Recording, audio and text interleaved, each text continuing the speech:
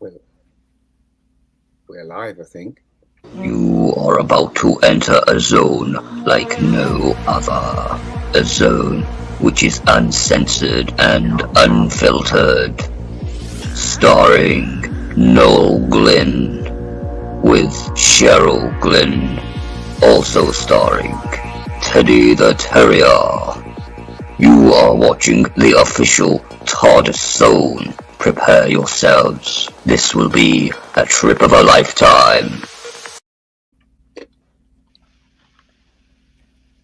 Hey guys, welcome to Tardis Zone. Nola's unavailable this second, so he left it to me, which is the worst person to leave it to. Excellent. So tonight we have me, Blue Bonnet Nubian, Jason Scott, the Rabbi, the Gorminator, and I can't remember your name. I'm really sorry. Mega Geek. Okay, Mega Geek. Yeah, that's me. We're just waiting for Noel to chime in. Mm-hmm. He's still watching the intro. Or is he? Uh-huh. Yeah, the intro was cool. I like that. I was bopping away. A whole minute. A minute and 30 seconds before I came on. Hello, guys, and welcome to the Tardis Zone. Thank you, Blue Bonnet Nubian. I could actually hear you, which is the weird thing while the intro was gone. So thank you for that introduction. But yeah, we're here to interview. We're here to review tonight's episode. What was it called? Praxeus? Mm-hmm. Yeah, stupid. Right? Absolutely. What do you mean? That's a fair review. Right. Now, the whole concept, stupid. Right? Jodie Whittaker, stupid. Yasmin Khan, stupid. And that's all I'm saying. I'm not saying anymore. Don't hold back, no. Don't hold back. Hope for humanity. I really haven't. I've lost all hope for Chris Chibnall. Listen, this was co-written by Pete Mitoig, and whatever was good in it, Chris Chibnall destroyed it, to be quite honest with you. The episode starts off with Jodie Whittaker narrating the start of it. So right away, you're actually put off by this episode. There's a missing astronaut, British missing astronaut. We'll get into it. I'm just giving you a brief rundown of what happened. Then it jumps from 3 different locations. The companions are off doing their own thing, investigating for Jodie, because Jodie's Imposter Doctor does absolutely nothing. Do you know what? I refuse to call this Doctor Who. Jason was right. This isn't Doctor Who. This is Imposter Who, and that's what I'm going to call it. This is Imposter Who. This is no way anything like what we have seen before. This was absolutely rubbish. Bored shitless I was. Right? Anybody that praises this episode clearly does not understand entertainment, and obviously has never seen anything great in their lives, because this was absolute rubbish. I better leave now then. Not only did they tick a lot of boxes, right? They did. They ticked a lot of boxes. We got a bit of a preachy thing as well in it from Jodie, of course, Jodie Whittaker. Right, so this alien race apparently comes to our planet because we're dirty bastards. Because we do air oceans with plastic. So somehow they use that plastic to create this virus, if I'm correct in saying. And then that virus then starts getting eaten by the birds, because birds eat plastic because we're bad, horrible bastards. And then what happens is then the birds are going to spread the virus all over the human race and wipe us all out, because this other planet had this virus and they wanted to find a cure. So basically the Earth was a big, huge experiment for a lab in a petri dish. So the Earth was a petri dish and the human race were its subjects. That was basically the premise of this episode, and it was absolutely ridiculous. Right, I'm not saying anymore. Who would like to start off first tonight on this ridiculous? I'll tell you what, we'll do what we normally do, right? I know we kind of abandoned it last week, but we'll get back to normal. So let's talk about what was good in this episode. Who would like to start? I'd say we'd be only here for about 5 minutes on that part. I'll give it 30 seconds. Go ahead, Jason. No, I got nothing. Go ahead. The pacing was good, I thought. But that's the only thing. The pacing was good. There was I think they copied that joke from the Mission Impossible film when Graham was going, it's left, and she turns the machine round, and then, no, it's right. Remember that bit? Where they were in the thing. Oh, I thought that was the quite last amusing. one, Yeah, I thought that was quite amusing. But apart from that, that's the only 2 good things about it, as far as I was concerned. Yeah. I liked any bit that didn't have the Doctor in it. Anything that had the absence of Jodie Whittaker was not awful. I won't call it good, but it was not awful. As soon as she appeared at any time, I went, "Oh my god, this is awful." Come on, Rabbi. There's just levels of awful. She was just at the deepest level. That voiceover at the beginning, that was cringe turn up to 20. That was we didn't even get a break. That was a good idea. Sorry, guys, can I just intercede there for a second? So, as you know, the last couple of days, especially this channel's been under attack by trolls, right? So, listen, Cheryl put a few rules up in the chat before we started. Now, we know BBC box tick, so there's no point in bringing up about the couple that were on the show tonight and about their sexuality. That doesn't matter. This is about the writing, okay?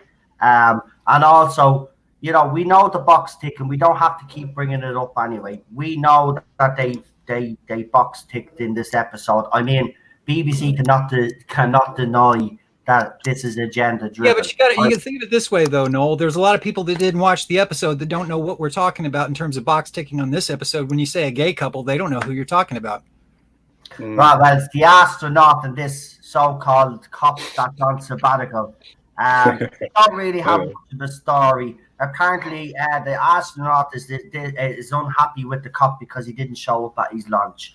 And then they tried to make them out to be, you know, they tried to give us this heartfelt moment, which falls flat because you don't have any investment in these characters. You know, there's no investment. You don't, you know, you feel nothing for these characters. Even when the two characters are in danger, you feel nothing for them. And this is what I find with the whole series. You feel nothing about any of these characters. For me, that's what the problem is. It's the writing.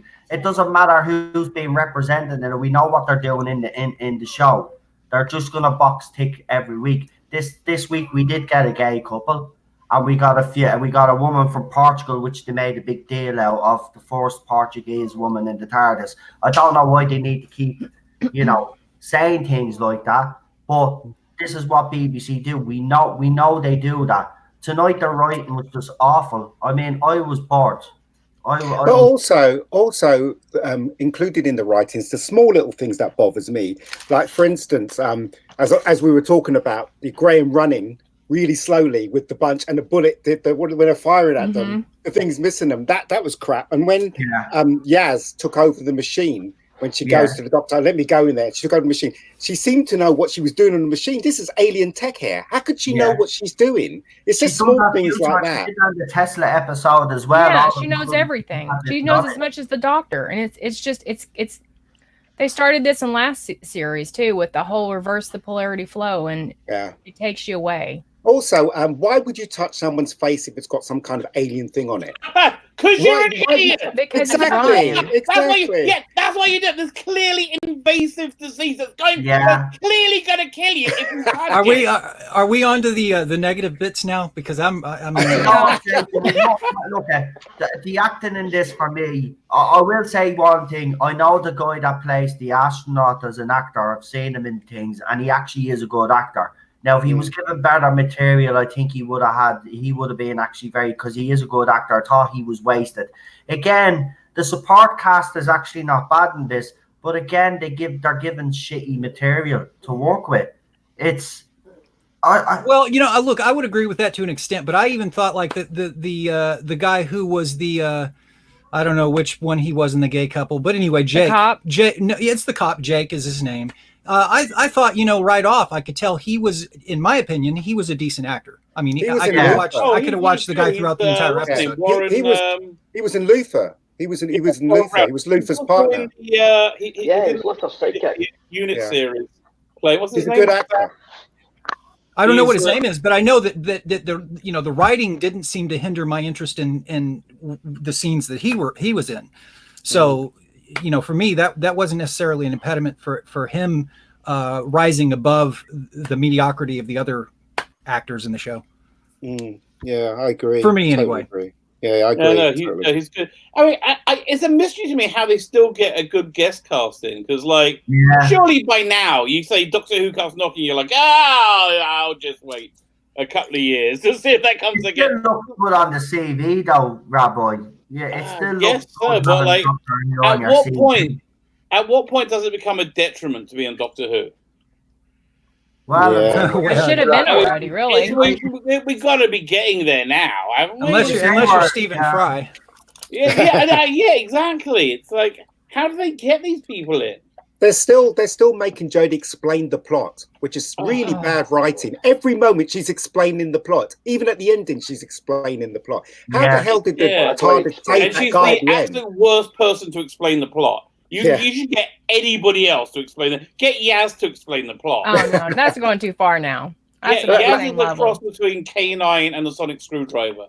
Just to fit any plot hole they have, they just put Yaz in. Yaz is like, it's a teleport machine. Right, let's go in there. What? Yeah, let's go in there. We don't know what the... Oh God, I wanted them just to teleport into space and die horribly. That would have been awesome. But that was the thing, is that all of the people who were side characters in the show, all the people that weren't regulars, whether it be who was the girl, the black girl that lost her friend? I don't know her name. Yeah. But anyway, her and there was Gabriella.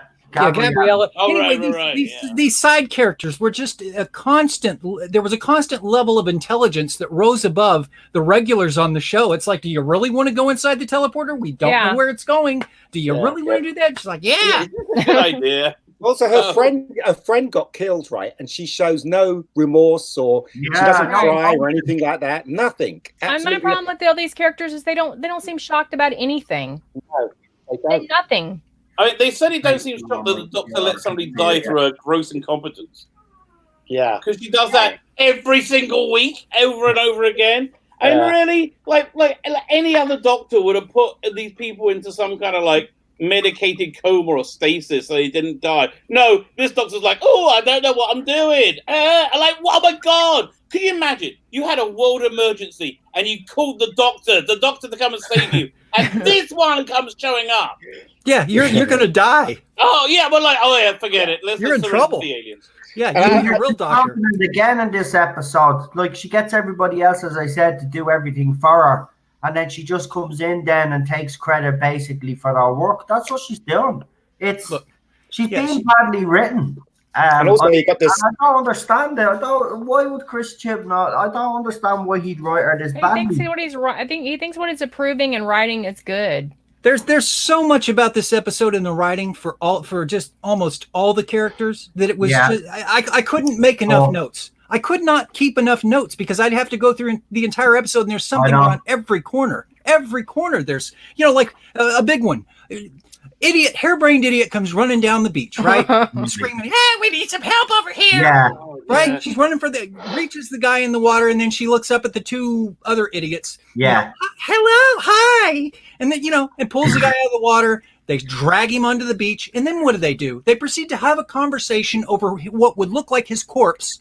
Introducing themselves, talking about what do you do in your lab? Hi, I'm so and so. Who are you? And then no one thought maybe the guy might need a little CPR. His lips are a nice shade of skin color. Well, and he just fell from space. Yeah, it just fell. Yeah. I mean, well, that guy. This was the guy in the submarine. Apparently. Oh, it was. Oh my God! Yeah. This was the guy in the submarine. They pulled him up on the beach. Yeah, and spontaneously, to his good fortune, he just out of nowhere spontaneously takes a gasp of air and comes back to life. No thanks to those idiots.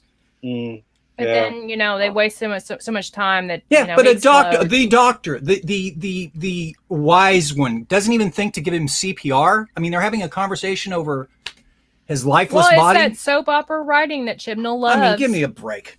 It is. That's what it is. It's even looking at. Do you know what? I even watched last week's episode before we watched tonight's episode because I wanted to. I had to. I told you I was going to do it, and I just. That's why you're so. That's why you're so on edge, Noel. I can hear it. He's hyped. Here's the thing I noticed. Even the actress that plays your one Gat or Cat or whatever her name is, we still can't say it. I think it's Gat, right? She's like, I was listening to her the way she was talking to the Doctor's companion. What's his name? Jake, was it? Yeah. Mm-hmm. And I was watching that scene, And that's exactly what it is. It looked like I was watching the Hollyoaks in space, but not on Yeah, space. yeah, With space costumes. The acting, that woman, she's just, I'm sorry, I don't care what she starred in before, she's terrible. Terrible. It's just, and this week, I thought, okay, this week could be okay. And then she, just as soon as she opened her mouth, that was it. She started narrating the episode, and I was like, oh, get away. And then, what's then evident? you see the spaceman fucking entering the Earth's atmosphere. I was like, okay, this might actually be good here, this part. And then he goes and nobody is looking for him around the world. That was another thing. An astronaut goes missing, and the only person that's looking for him is his bloody husband, who happens to be an ex-cop. Or wait a minute. How did the astronaut send his ex-husband a text?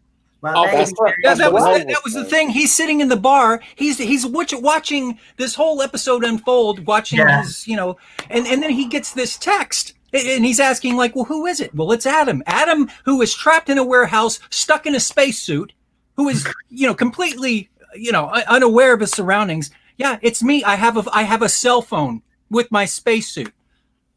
Like what? Did you pick up a Pango phone?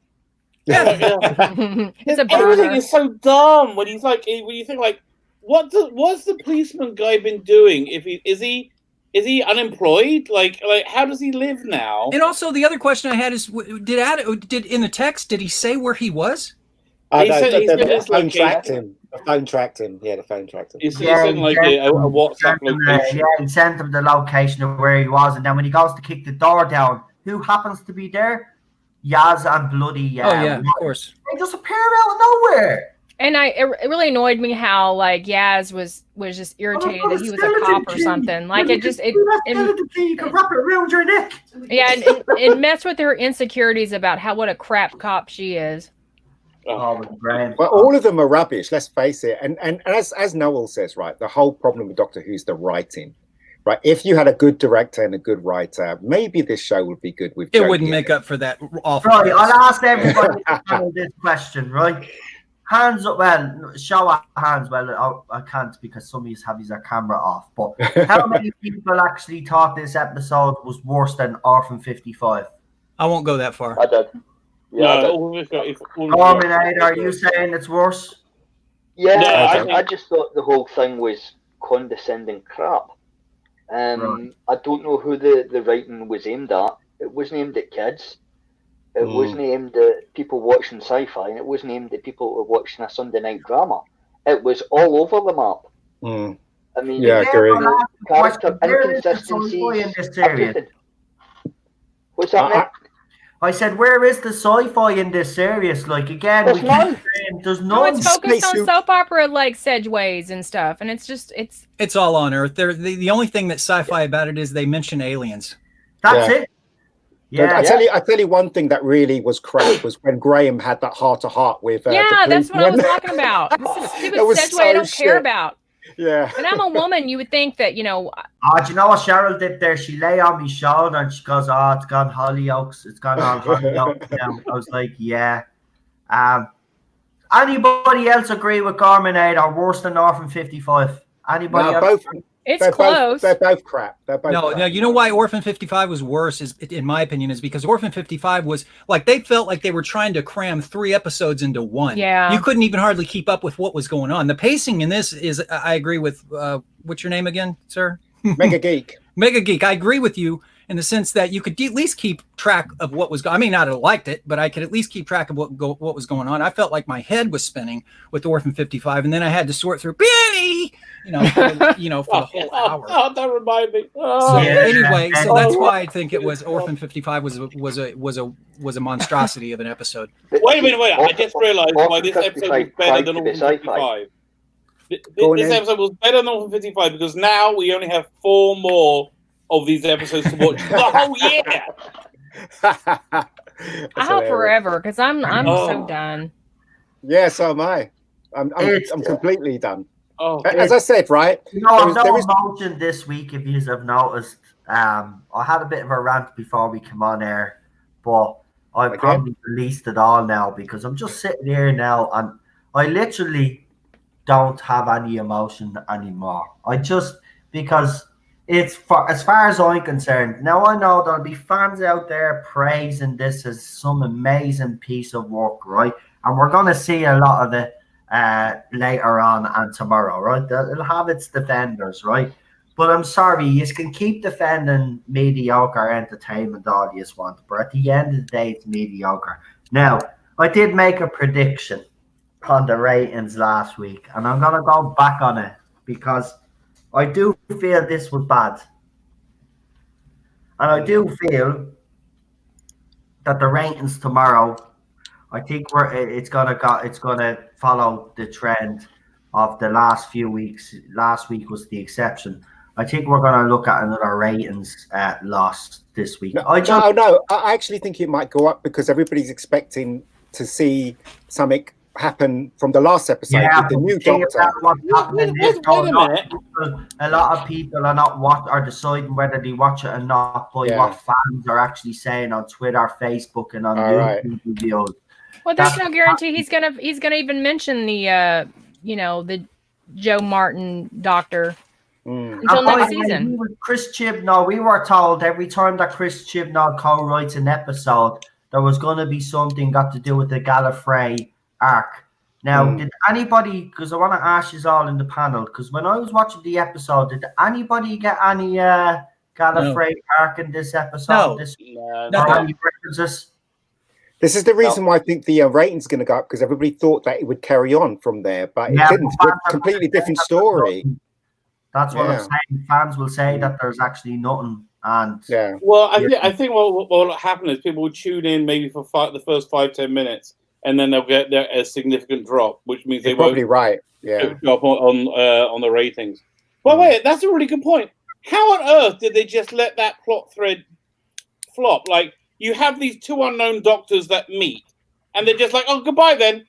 Maybe, what? No. How could you? But that was my point in the last panel that we talked about this. It was like, how could you dump that in people's laps and then just act like, because Chibnall wants you to keep watching for clues. No, hold on. That's exactly what he's doing. Moff did that too. Do you remember the one where the John Hurt's back was towards us, and they were like, he couldn't remember the Doctor, and then he went into that time stream. Then all of a sudden, the next story had nothing to do with that. So Moff did it as well. So he's just copying Moff. He just wants to keep people watching. He thinks that'll guarantee his ratings. Yeah, but to me, this is one of those, like, okay, you're going to break canon in a huge way, and then you're just going to act like, well, let's go on with the next episode. Forget it. This was a pretty, especially you're going to introduce a black female Doctor. Okay, and you're going to act like, that to me is not like it's conspicuous. Cancel Estate Doctor. That's who she is. Cancel Estate. Just do not say that. Say it's the Cancel Estate Doctor. Scrunchy face and Cancel Estate Doctor. That's what I call them. You should be calling them that too. 7 Legion with a £5 super chat says, "Hi all, especially Blue Bonnet and John P. My head hurts with so many face palms, so many plot holes. I'm honestly in disbelief. What are they doing?" Well, that's what we're trying to figure out on this panel. You know what? We could be here for 5 years. Longer than that. I can tell you what they're not doing. Their explanation of what I think, and then Jason will tell you his. I just think Chibnall is giving a big 2 fingers to the fans now at this stage, the real Doctor Who fans. Go ahead, Jason. I was just going to say he's not destroying Doctor Who, because to me this just is not Doctor Who. He's right. It's not. This is just not.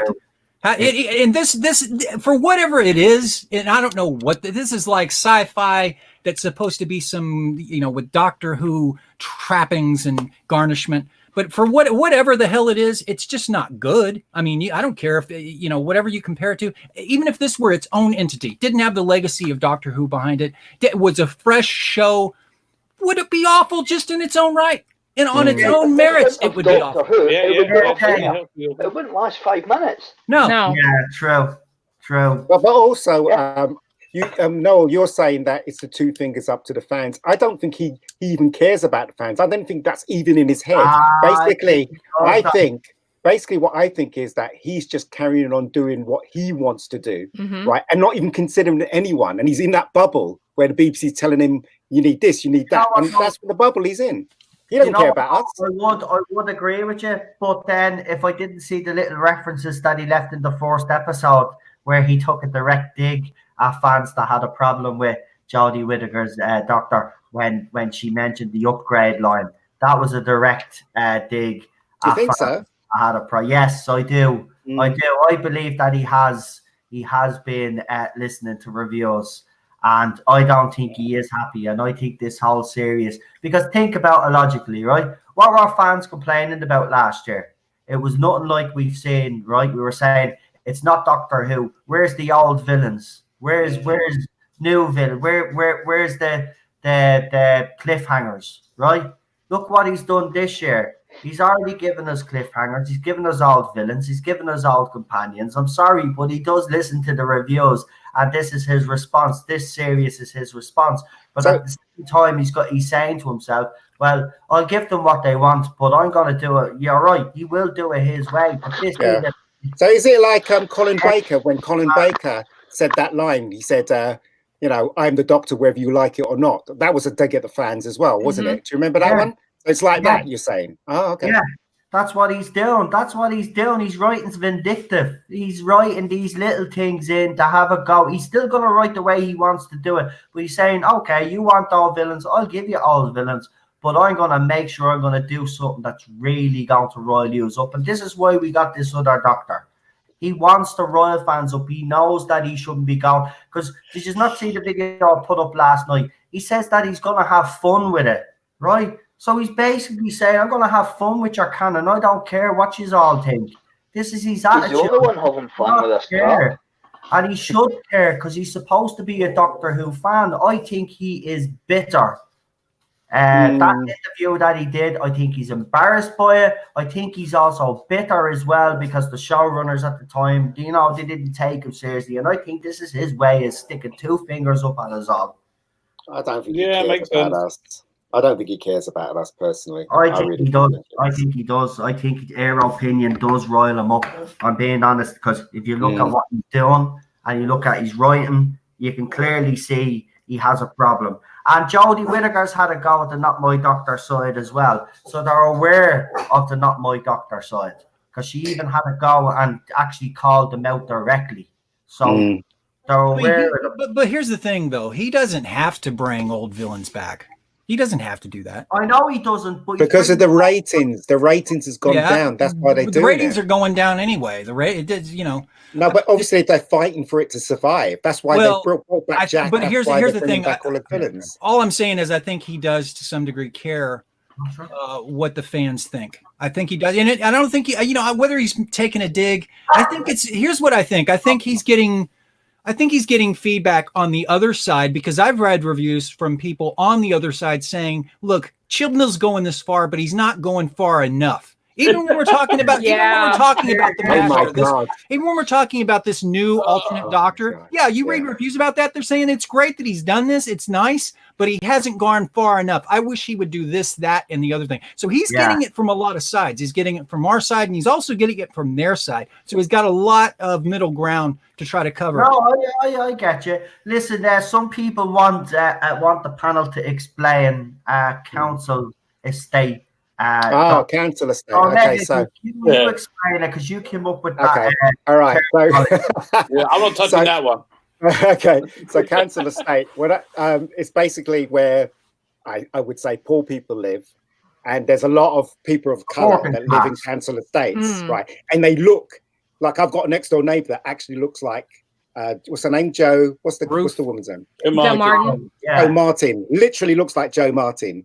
Right, and there are a lot of women with families like that. She looks like someone from the council estate. That's what I'm saying. Kids. He's not saying that disrespectful. No, I'm not saying that she looks like a normal everyday soap woman. Yeah, and she looks like a mom waiting for kids at the bus stop. I'm not white, so I'm not really being racist. I don't think I'm being racist. I'm not. I'm a man of color, so. Do you know what I mean? I live in a council estate. Explaining it, because there you go. No, there's just been a lot of people asking. There's just been people asking. Cheryl said. All right, okay. We're just explaining. That's all. Nobody knows. Everybody knows you're not racist. Good. And if anybody did think that was racist, then you clearly are stupid. Come on. What he's basically saying is my mother could be the doctor, right? It's that type of mother, right? It's like it's anybody's mother, anybody's grandmother, whatever. That's what he means. Yeah. And I agree with him. She does look like a counselor. Yeah, she looks really friggin' she looks really ordinary. I'm not ashamed to say it. Because the doctor, right, has to have a certain look. He has to be quirky. There has to be something strange about him. And casting this woman as the whatever doctor she is, right, doesn't make any sense because she's not quirky. She just looks like someone that comes from a council estate, basically. Yeah, sassy woman, like sassy, and that's what council estate women, they're sassy. They take no crap. Yeah, carpool mum. Yeah. With Sardugar 7 Legion with a £2 super chat. Special love at Colin P. Great voice and points. AA. Thank you. And Colin, nice to see you. And Starry-eyed girl, nice to see you. Same here. There's nothing wrong with council estate people. He's just making Jackie Tyler. Majorly.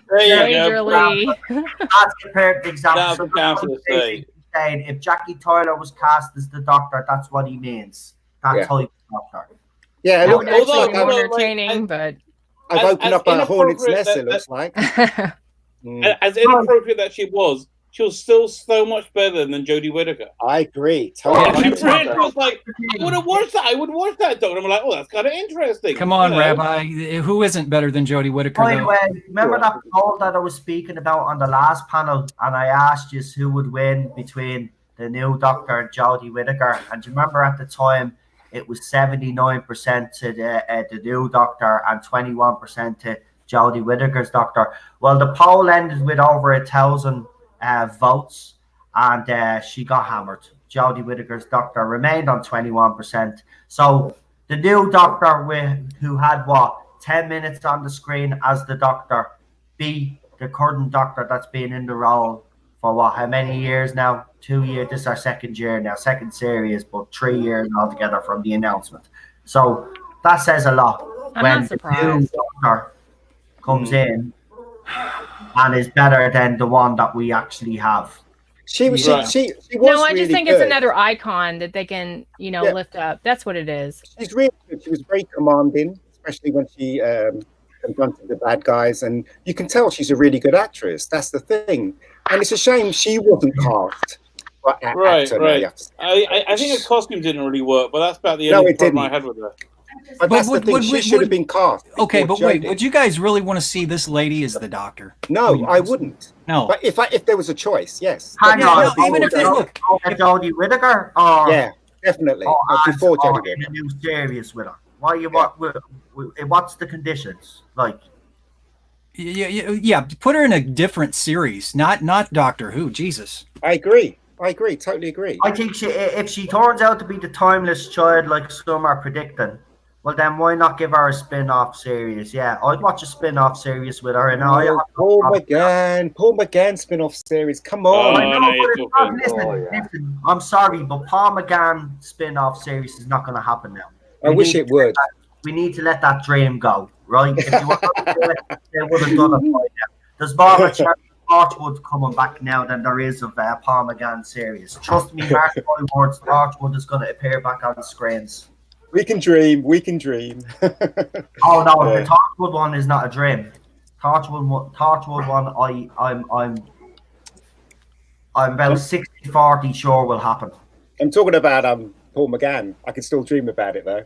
They can't take that away from me. Oh my gosh. Well, we can't have a War Doctor spin-off because John Hurt was canonized as the War Doctor, and it'd be disrespectful to get Paul McGann in. Now, I know some have said maybe he could play an earlier version of the War Doctor, but that. We were talking about that a few weeks ago, weren't we? You know who would be good playing a young John Hurt War Doctor would be the guy from Family of Blood. You mentioned this before. Yeah, that's exactly what we were talking about a few weeks ago. Yeah, it's Game of Thrones. Game of Thrones. Do you want to say hello to everybody? Yeah. Do you want to say hello to everybody? That might work, actually. Come up to me. You have to come up to me for it to work, Ted. Yeah.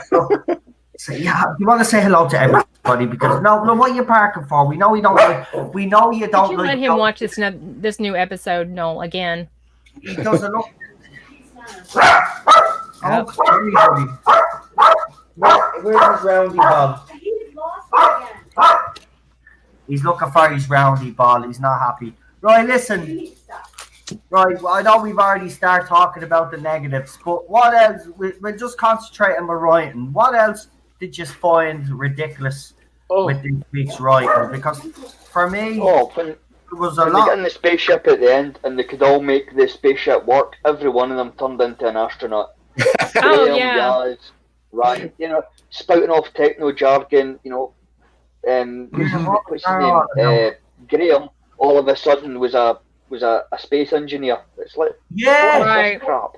I said that about the husband. I said, Cheryl, he's supposed to be an ex. How does he know what were the dampers or something? He said something about the dampers. I was like, how he do was you just a bus driver. How does he know about spaceships? Oh, exactly. It's just so dumb. And it's so obvious. But you know what? People are going to say this is fantastic writing. The writing is like it's written by a 7-year-old. These are people who've never. These are people who don't even watch these episodes. Sorry, no, they're texting the whole time. 7-year-olds. Don't insult 7-year-olds. 7-year-olds could actually do something better than this. Yeah. Seriously, this is getting worse each week. Seriously, there's no. It is. It's not going to get better. It's not getting better. Do you know what? I've never wanted a Doctor Who series to end so badly. But but here's the thing now, we're 6 episodes down, which means the next 4 obviously be even worse. This is the beginning of the end now. So maybe that's good for it. Maybe it's good that it goes away. Who knows? And then come back.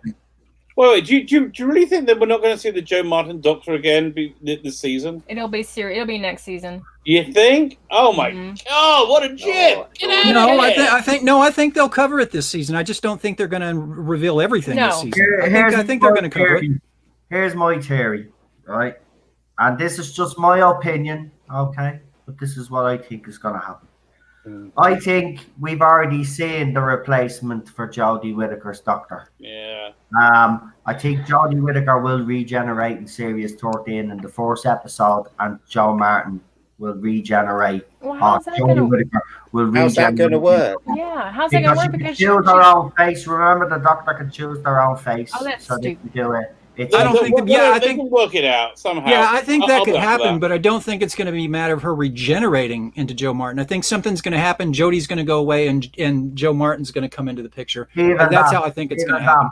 I reckon we've already seen our new Doctor, because do you remember there was a rumor a few months back? Everybody was talking about it, that the next rumored Doctor was supposed to be a woman of color, and now we've got Ruth. Well, all the articles are saying that she's the new Doctor, so that tells you a lot. And he said she's a Doctor from this universe. So let's assume he's not lying to us, Chris Chibnall. Well, then that would mean then she's taken over as the new Doctor when the series comes back. Seriously, I wouldn't be surprised. Because I mean I've always they keep saying that she's in next season, Jodie Whittaker. But I've always got the feeling it's just that first episode they're going to regenerate. Well, here's the thing. She's the only one that's saying it. He hasn't actually said it himself, though. He hasn't actually come out and said she's staying in the whole series either. It's only Jodie Whittaker that's going around saying that she's staying. I don't think anybody officially from the BBC has actually come out and said Jodie Whittaker is staying for Series 13. She's the only one. And if we know the history of people that said that they're staying in the show before, and the BBC haven't officially announced it, and then they've left. I'm sorry, I still think the door is open for Whittaker to leave. I think we have seen the new Doctor. I think Ruth is going to be Jodie Whittaker's replacement. And here's the thing. Now we've got to ask her, right, so if she does become the new Doctor, we've all said straight away that she's better than Jodie Whittaker. So let's just hope he can do the writing justice this time round and actually give us something that we can get behind, because let's be honest, she has more character and charisma already. And we all loved when she had those little digs at Whittaker's Doctor. I'm actually surprised Chris Chibnall wrote that actually in. I'm actually surprised they wrote that in where Ruth's doctor is actually having a go at Whittaker's doctor, telling her basically she relies on her sonic screwdriver and stuff like that. There's just so much going on. I don't know what you all think. No, it's not going to work. He's an idiot writer who can't write his way out of a paper bag. And she had a couple of good zingers in there. That was true. But when you stack him up in an entire season and you put his writing in it, look, he's going to hire people who are horrible. He's going to hire horrible writers. He doesn't have an eye for casting. And if she's the only thing in the episode and she can like fling out these zingers the entire episode, every single episode, maybe she might be a bright spot to some degree. But no, I guarantee you, as long as he's in the picture, it's going to suck. He's had almost 2 seasons. I agree with you, Jason. I do. That's what I mean. It doesn't matter whether she is the doctor or not.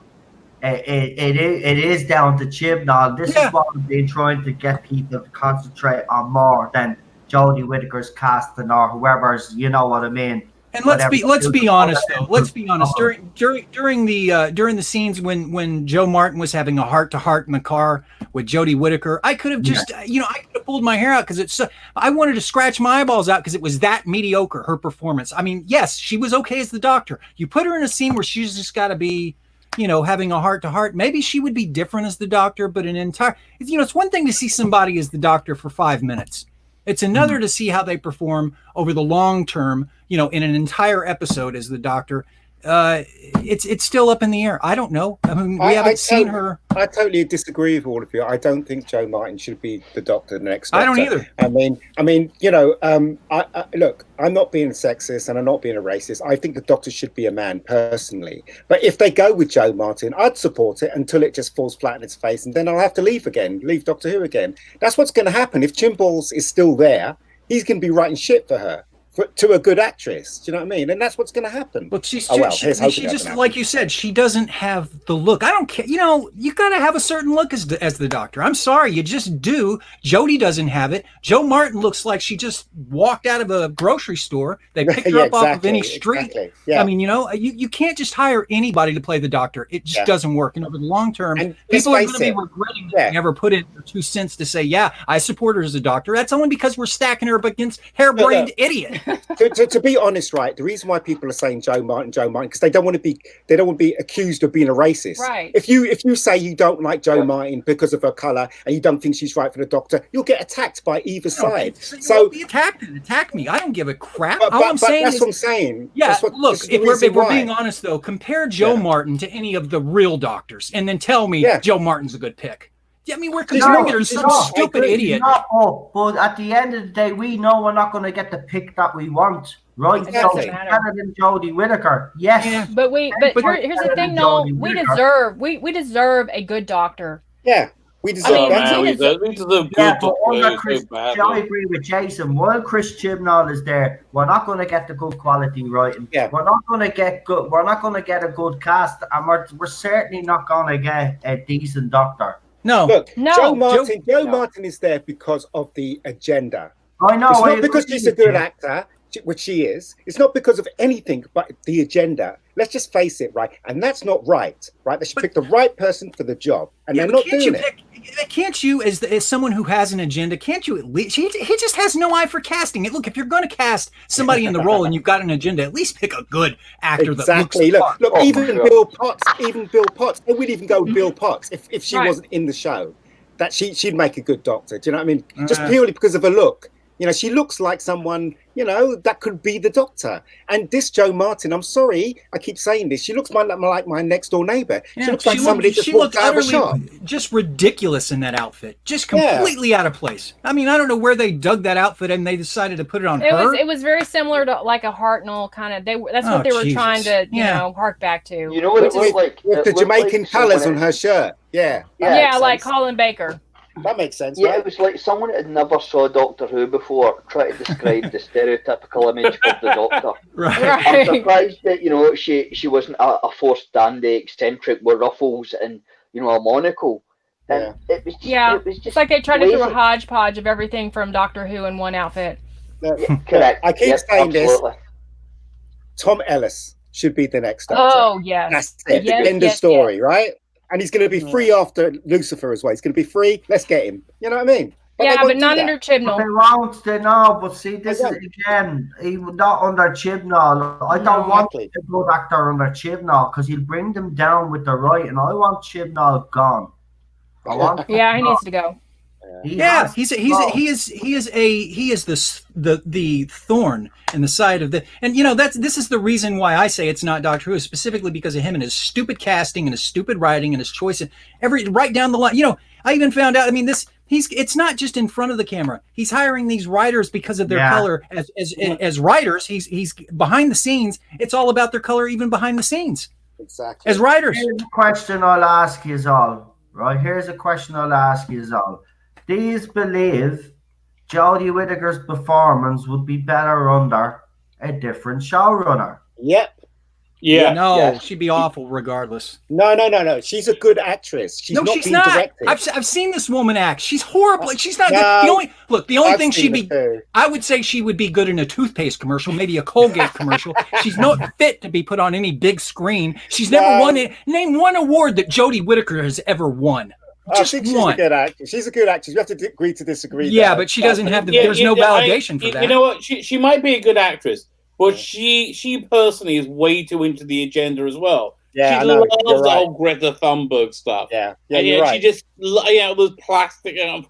Look, and Rabbi, I just don't think she could do a good job with it. Can you think, Rabbi? Can you think of one movie that she starred in that she was actually good, like really good? Like you were thinking, now that should win an Emmy. No, she's okay. Look, she was on screen. Hang on. People keep bringing this up. Attack the Block. She wasn't the main star. Attack the Block. She wasn't like awful in it. In Black Mirror or Dark Mirror, whatever it is. Right at the end of the day, she spent most of the episode in the bed because she was having an affair in that episode. Right. Yeah.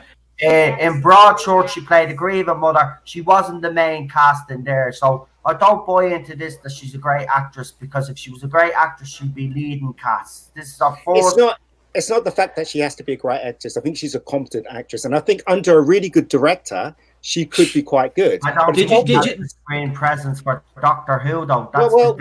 It's all look, because I direct as well. I direct shows as well. I know it's all down to the director, especially when you've got a new actor in, and you have to point them in the right direction. If she's not getting any direction at all, she's just playing the Doctor how she thinks it should be played, right? That is fair. She really got no direction from Chibnall. But think about she it. has no idea what the character is. Rabbi, or anybody here on this panel, did you guys not see her on the stage with Christopher Eccleston? Did anyone not see her on stage with? Go look it up. She was on stage in a play with Christopher Eccleston, giving her all. And Christopher Eccleston was a better actor without a single word coming out of his mouth than she was in the entire time she performed the scene with him. Fair. Christopher Eccleston is one of the greatest actors alive. No, he's not. But he's a very good actor. He's an excellent actor. I wouldn't say he's the greatest alive. But she couldn't even stand in his presence, giving everything she had. She couldn't even stand in his presence. Even without saying a word, he breathed good acting without even saying anything. Yeah, she has one elusive quality which got her the role. She happened to be in the right time at the right place. Well, she's got something between her legs that he didn't. No, hold on. Oh, there's that. Yeah, exactly. It's not Attack of the Block, but it's Attack of the Jodie. That's what it is. No, but what I'm saying is, I don't subscribe to people that say she's a great actress when she hasn't had a lead role. She's not a great actress, but she has promise. She's not being directed. Hold on, she has promise, right? Yeah, and she's competent as well. She not be in her prime right now. Look, right. Look at this role not have elevated her. This is the point I'm trying to make. This role, if she was the talented actress that you say that she is, right? No, she's not getting directed. Hang on, hear me out on this point, because I'll make a valid point here, right? Yeah. Peter Capaldi is a great actor, right? Because he was able to get crap Moffat scripts and elevate them, right? Yeah. You name me one time that Jodie Whittaker has gotten a Chris Chibnall script that is mediocre and elevated it where and there's the rub, isn't it? There's the rub. You said Chris Chibnall. No. If she's a great actress, like Peter Capaldi's a great actor. She should be able to elevate that and do it anyway because she's improving. She hasn't improved. She has stagnated. She hasn't improved. I don't know why I'm defending Jodie. I really don't. You have to go and look at it. She hasn't. She plays the same kind of character all the time because she doesn't know where else to play. She's not being directed. I'm telling you now. I know how it works. Listen, she's not being directed. Even if Jodie Whittaker were directed, can you imagine? Like I've made this point many times on this panel. Can you imagine taking take your favorite movie, take your favorite character from that movie who's female, pick any movie you want, your favorite movie of all time, right? Take your favorite movie, swap out the lead female character with Jodie Whittaker, and tell me that movie would be a blockbuster. Right. Alien. My one is Alien. Right. So it goes hand in hand, right? It goes hand in hand. Direction and writing. She's never. You know what? How about this? I think we can agree that if you had a really good writer and showrunner with Jodie Whittaker as a Doctor, I would at least come to it. I'll give them an episode. So that that much I can say. Okay, I'll give you an episode. Yeah, we'll give her an. I already know how that's going to turn out, but okay. Yeah, I mean, I have very low. Attack of the Jodie. No, it's not Attack of the Jodie. Look, this isn't about Jodie Whittaker. It's about her capability as an actress. She hasn't proven. I haven't seen one thing that she's in that I was like, look, that woman needs to be on the big screen. She had good direction in that. I've never seen one thing. You're telling me everything she's been in has been undirected? It's all been just shit directed. Mega geek, but see, where your argument kind of falls apart, right? And it kind of does, right? Does, because Broadchurch, whether you like it or not, was critically acclaimed, right? Also, Attack the Block, and I watched Attack the Block. It's actually a good movie, right? And it was directed and it won awards, right? Yeah. Okay. She didn't win anything. That movie and that TV show were obviously well directed, but where was her? You know what I mean? The point I'm trying to make is directed before. All right. He plays the point I'm trying role because she can't play any other role. Okay, so she has no diversity. She has no screen presence. Okay. And they know that she can't command the scene on her own. That's why she has 3 companions. Okay, so the point I'm trying to make is that you can't get an actress that's competent like she is and give her a bad script. Okay, right? Yes, it's true that some. Yes, I was about to say. Yes, it's true. You can get some really good actors who are really above. Just really good. That can take a bad script and make it something. Right? Yes, it's true. Maybe she doesn't have those chops. Yes, but I'm telling you, if she was directed properly, she'd be better than she is now. Look, she has taken a bad script and made it 10 times worse. And you want to know what the evidence is for that? Look at the scenes where all these other people have the same. They've got the same position, and they've got they're in the show too. But it's only when she comes on the screen that it's awful. Yeah, but that's my point. Terminator has to leave us. So before you do, all right. I just want to ask you, give this episode a rating first. Before you leave, we normally do out of 10, so 10 would be obviously very good. 1 is obviously poor, but we also have a -10 rating and a -1 rating if you feel it's that bad. And give us Jodie Whittaker's performance. I'd give the episode 4 out of 10, and that's for the cinematography and some of the sets. Right. Jesus. She's flat. She sucks the life out of scene. She's not the lead of a show like this. Actually, for her own career, she needs away from this show pronto. Yeah. Because she does not look as if she's enjoying herself. She does not look as if she's selling the show. And quite frankly, she doesn't look invested. No. It's a retrograde step for her. I mean, her thing is, kitchen sink dramas, crying, and over emotional stuff. Something like Doctor Who ain't for her. It's just not. Broadchurch, I thought she was decent in that. She was. But that's about it. Yeah. She's a decent, competent actress, but she's not the lead, and she's not got no star power, star charisma, nothing. She needs away from Doctor Who as fast as Doctor Who needs away from her, I'm afraid. Same thing with Chibnall. He needs to leave as well. Amen. Amen. Listen, Terminator, thanks for coming on. Yeah, cheers, mate. Cheers again, Noel. Thank you, guys. If you're available next Sunday, if you want to pop on the next week's panel, if you're not on call, mate, you're more than welcome. Or just let me know when you're not, and I'll bring you on. I'll ping you a message, Noel. Cheers, guys. Have a bit. Bye. Take care. Bye. Ta-da. Ta-da. We just got a super chat there by Zadukar 7 Legion 2 UK pound. He says, sell Doctor Who to Netflix, Amazon, BBC is poison. Yeah, fans would actually see that now happen, which I never thought I'd actually hear. But BBC are not going to get rid of this, because even though they're messing it up right now, it is one of their, they would still argue. Name Doctor Who. Doctor Who still means something out there, which is kind of baffling right now, but there you go. But that's the power of the show. That's why it lasted. I've been listening to a lot of J-bots trying to justify all the canon changes. We've even we've even seen them say F canon, they don't care.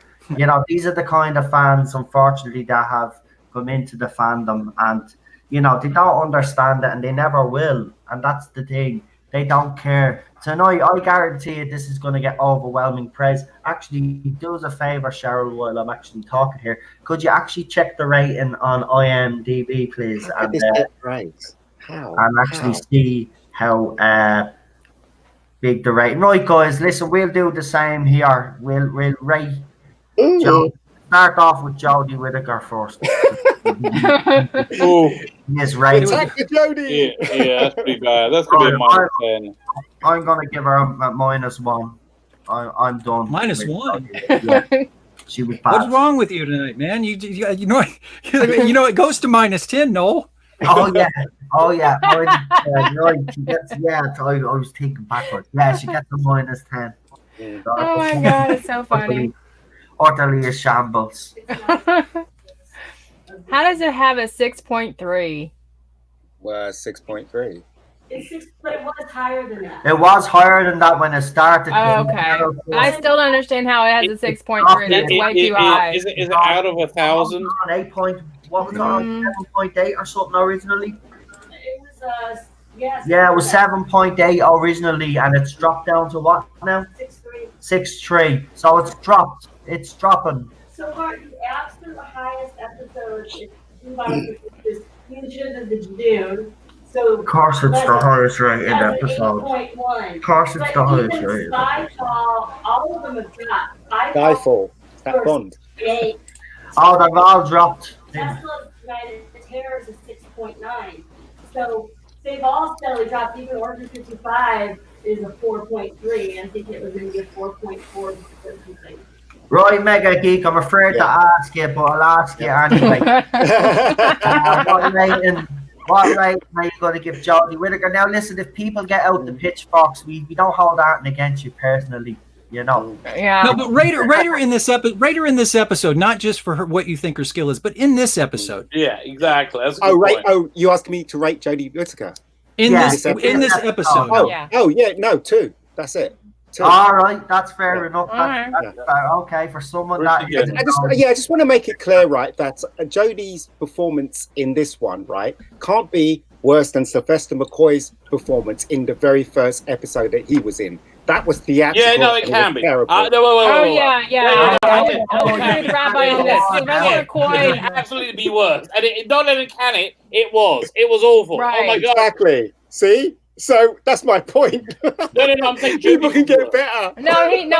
He's saying that Jodie's was worse, right? Oh, really? You think Jodie's worse? I agree.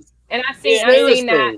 The bit where he goes, "Who are you?" That bit. That's so awful. Yeah, I understand. I think he didn't really know what he was doing, but I would watch that more readily. Yeah, I would watch that every day. I'm never watching this episode again. It's never happening. I'm never buying the DVD. I'm not getting a Blu-ray. I'm never watching it again. I will watch that again. Time Narani, I would watch it again. Every day. Over this. It doesn't matter. It doesn't matter what everybody thinks. God bless you all. That's what I say.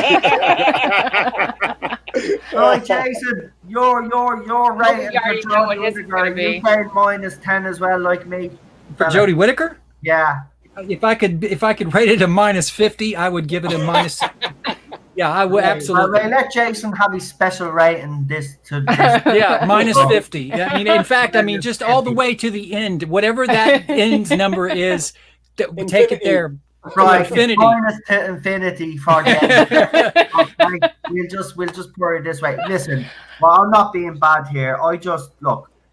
My personal feelings towards Jodie Whittaker's Doctor, everybody knows, but our performances are getting worse every week, and it is down to the her and the writing.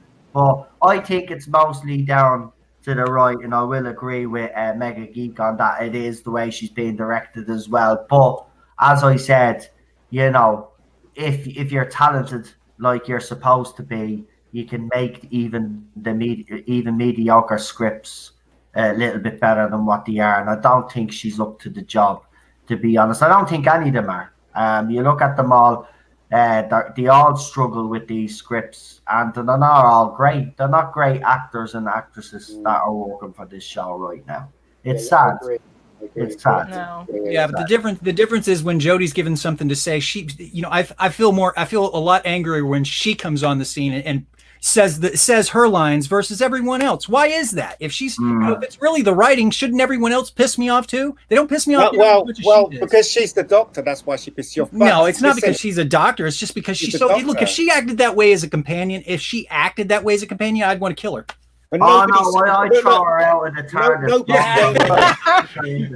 Nobody's reining her in. That's what I mean when it comes to direction. She's hyper all the time, and a Doctor doesn't need to be hyper all the time. No, but that's the point. Is if there was a competent director on set, he would say, "Calm down." He would say, "Look, you need to do this, and this." But here's the thing: if you require a competent director to be able to just have some idea of what is not totally irritating, and then you have to call into question her competence as an actor and her intuition, because a good actor, like the other companions and the other, like Graham, Bradley Walsh doesn't have the best direction, but he has some sense of what would make more experience. Well, he does.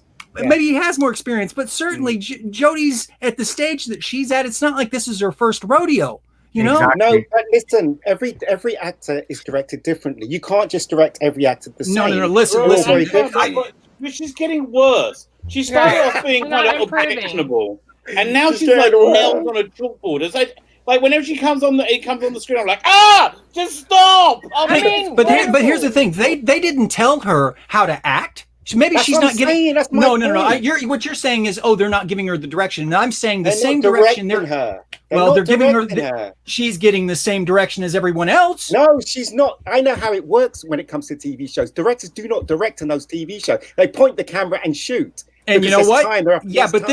This is based on her interpretation. Exactly, that's my point. And her interpretation is awful. It is, I agree. So in other words, you need a director to rein it in. Yeah, because she is so unintuitive. Exactly. She has no intuition. That's why, because she's such shitty fucking actors.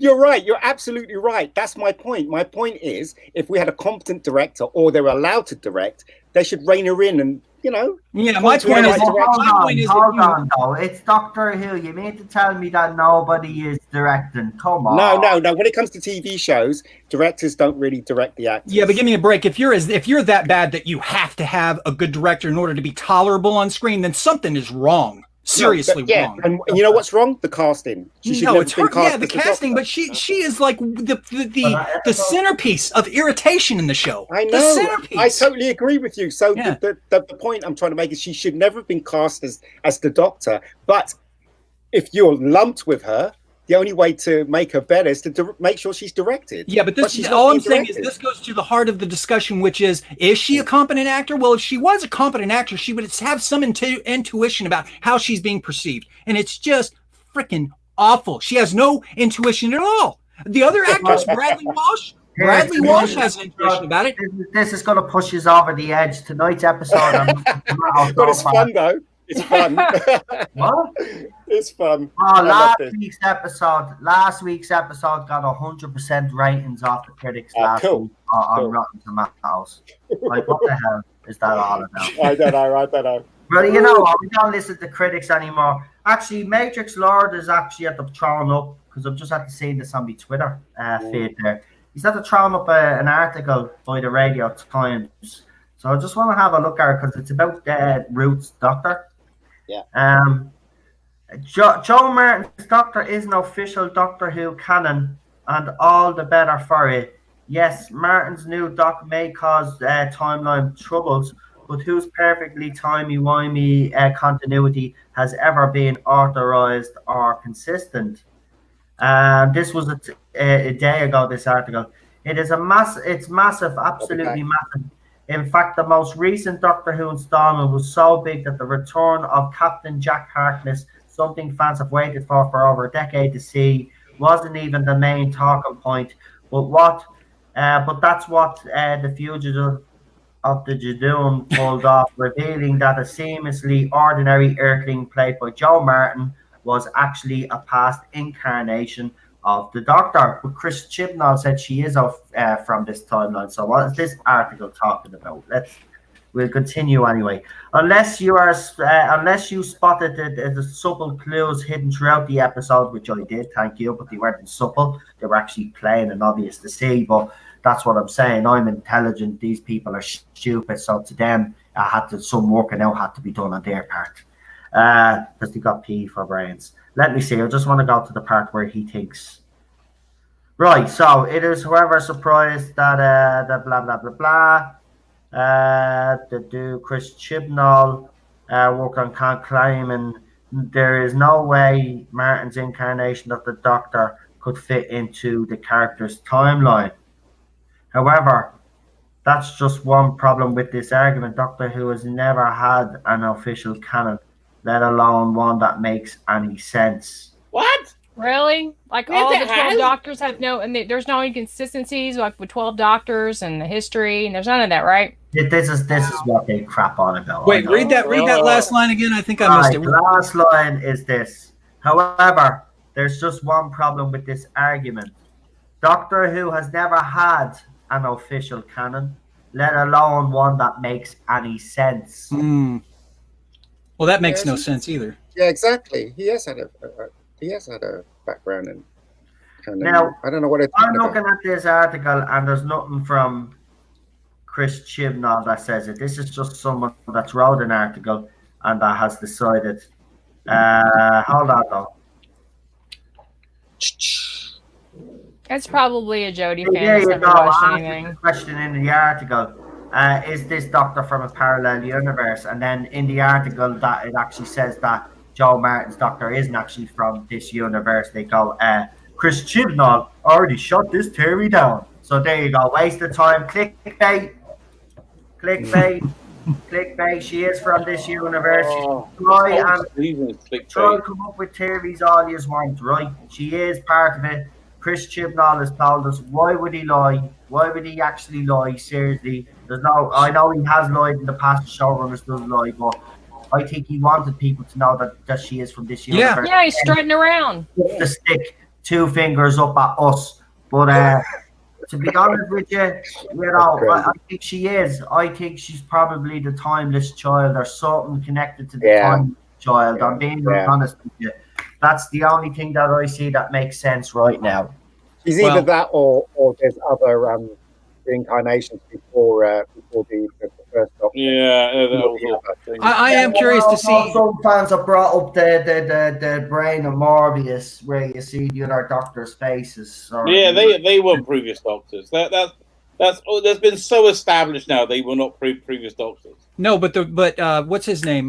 There was who is the writer for that episode? Wasn't it Bob Holmes? Was it? Yeah, it has been it was established in some. I forget who the. It was a guy who worked with the writer. Basically said yes, that was the intent of Brain of Morbius, is that those were supposed to be previous Doctors.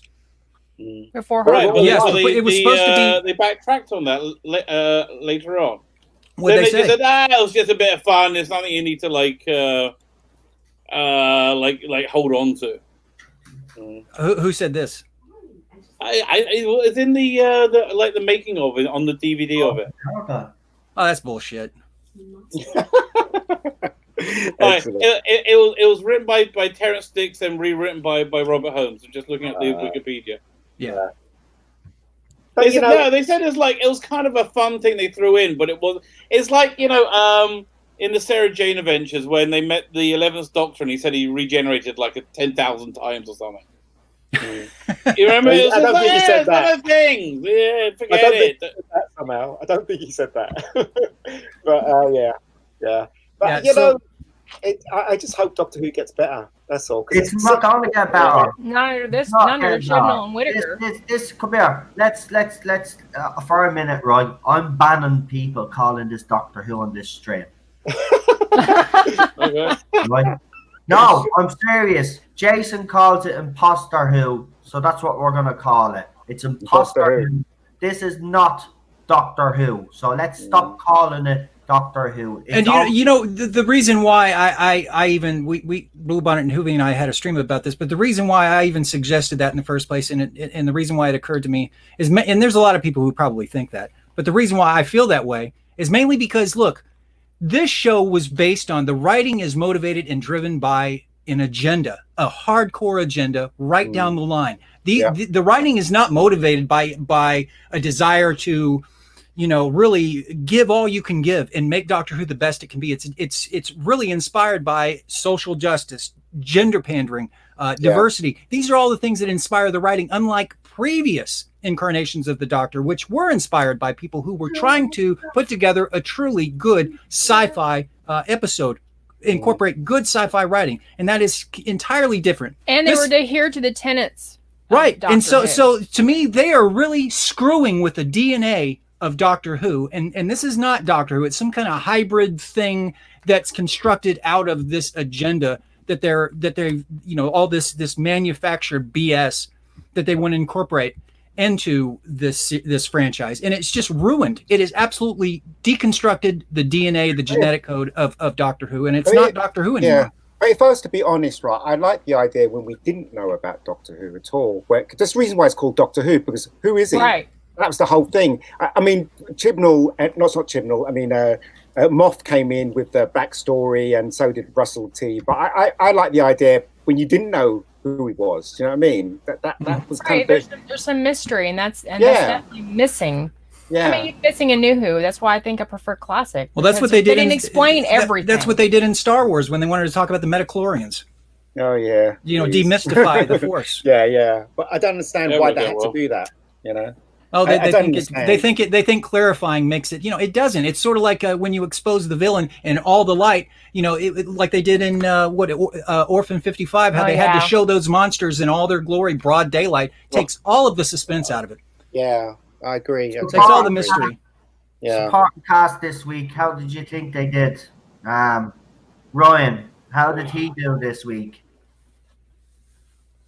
Everybody's depressed. No, I think he actually was a little bit better than Yaz, but not much.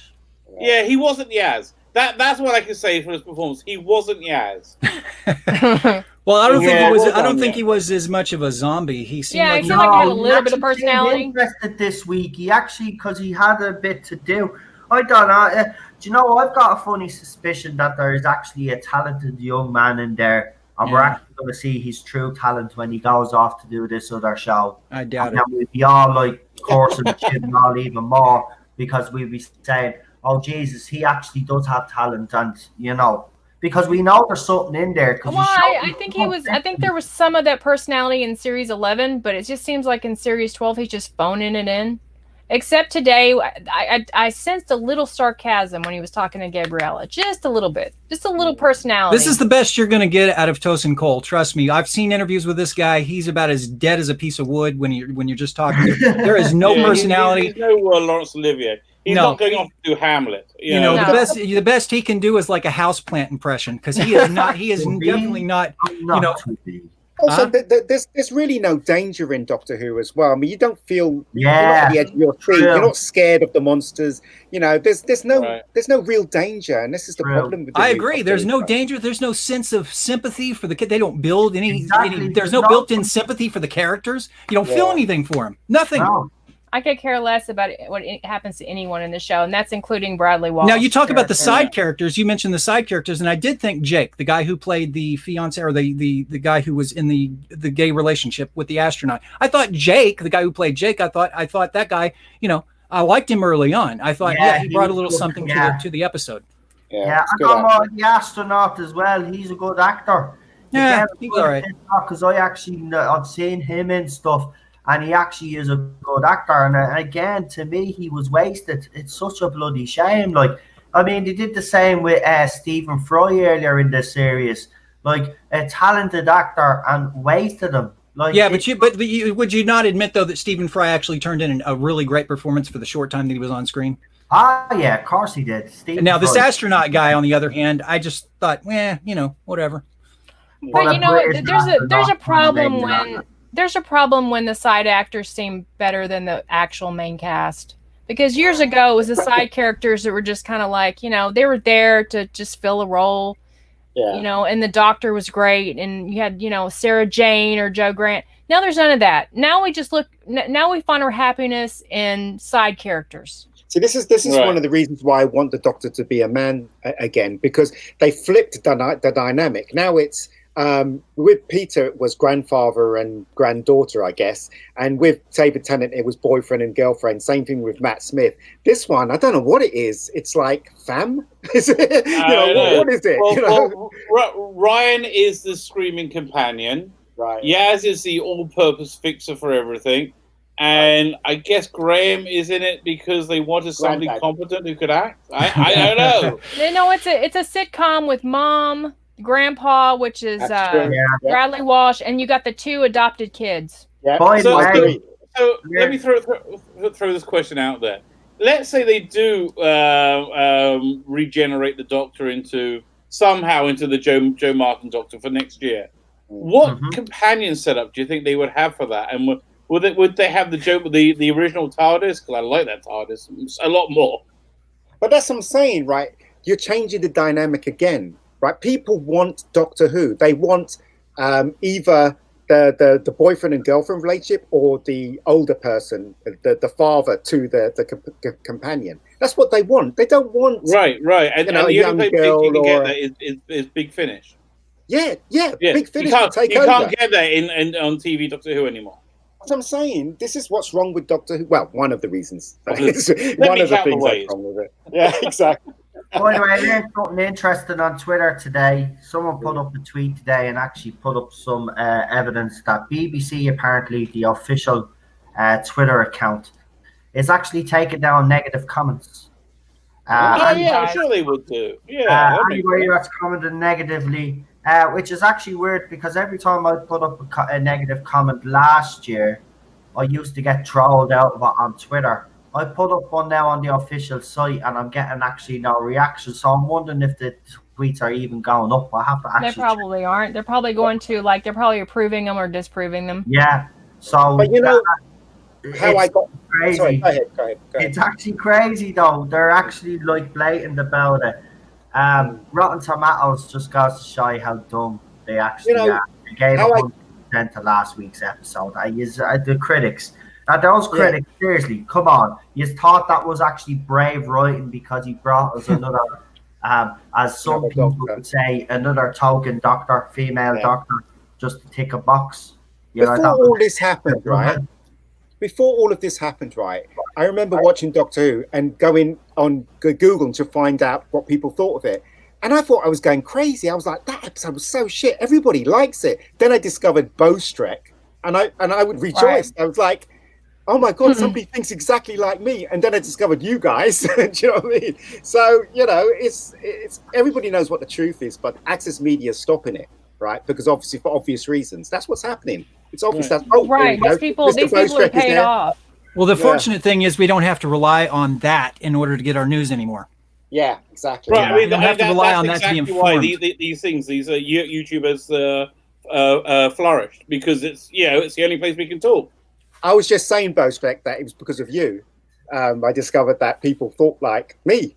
Oh, hello, my friend. Yeah. Hello. I believe this is the first time we've been on a stream together. How's it going? Yes. Brilliantly.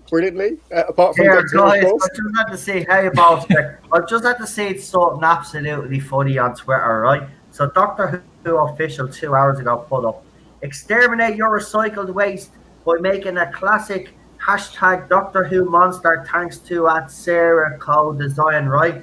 And then Eddie Ascaro, right, which he comes up with a whopper tweet once in a while, but this is probably his finest. As opposed to Chris Chibnall, who makes a full series of Doctor Who out of recycled material. Yeah, don't use plastic.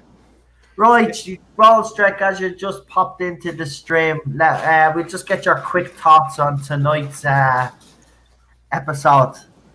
Well, first I'd like to say how the BBC is going to justify all these DVDs and Blu-rays and action figures that are made of plastic based on the 13th Doctor that nobody wants to buy. So there's a little bit of hypocrisy there.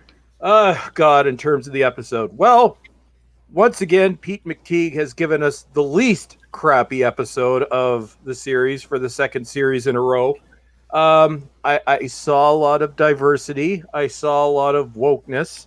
The only two straight white males in the episode, one was a thief and the other got blown up. I don't think straight people exist in Doctor Who anymore. Apparently Yaz is a scientist now, so that was interesting. It was probably the most cringeworthy entrance of the 13th Doctor I've ever seen when she's standing on the beach. Oh, God, yeah. Sound like Youth Bunker. Yeah, it's like, so...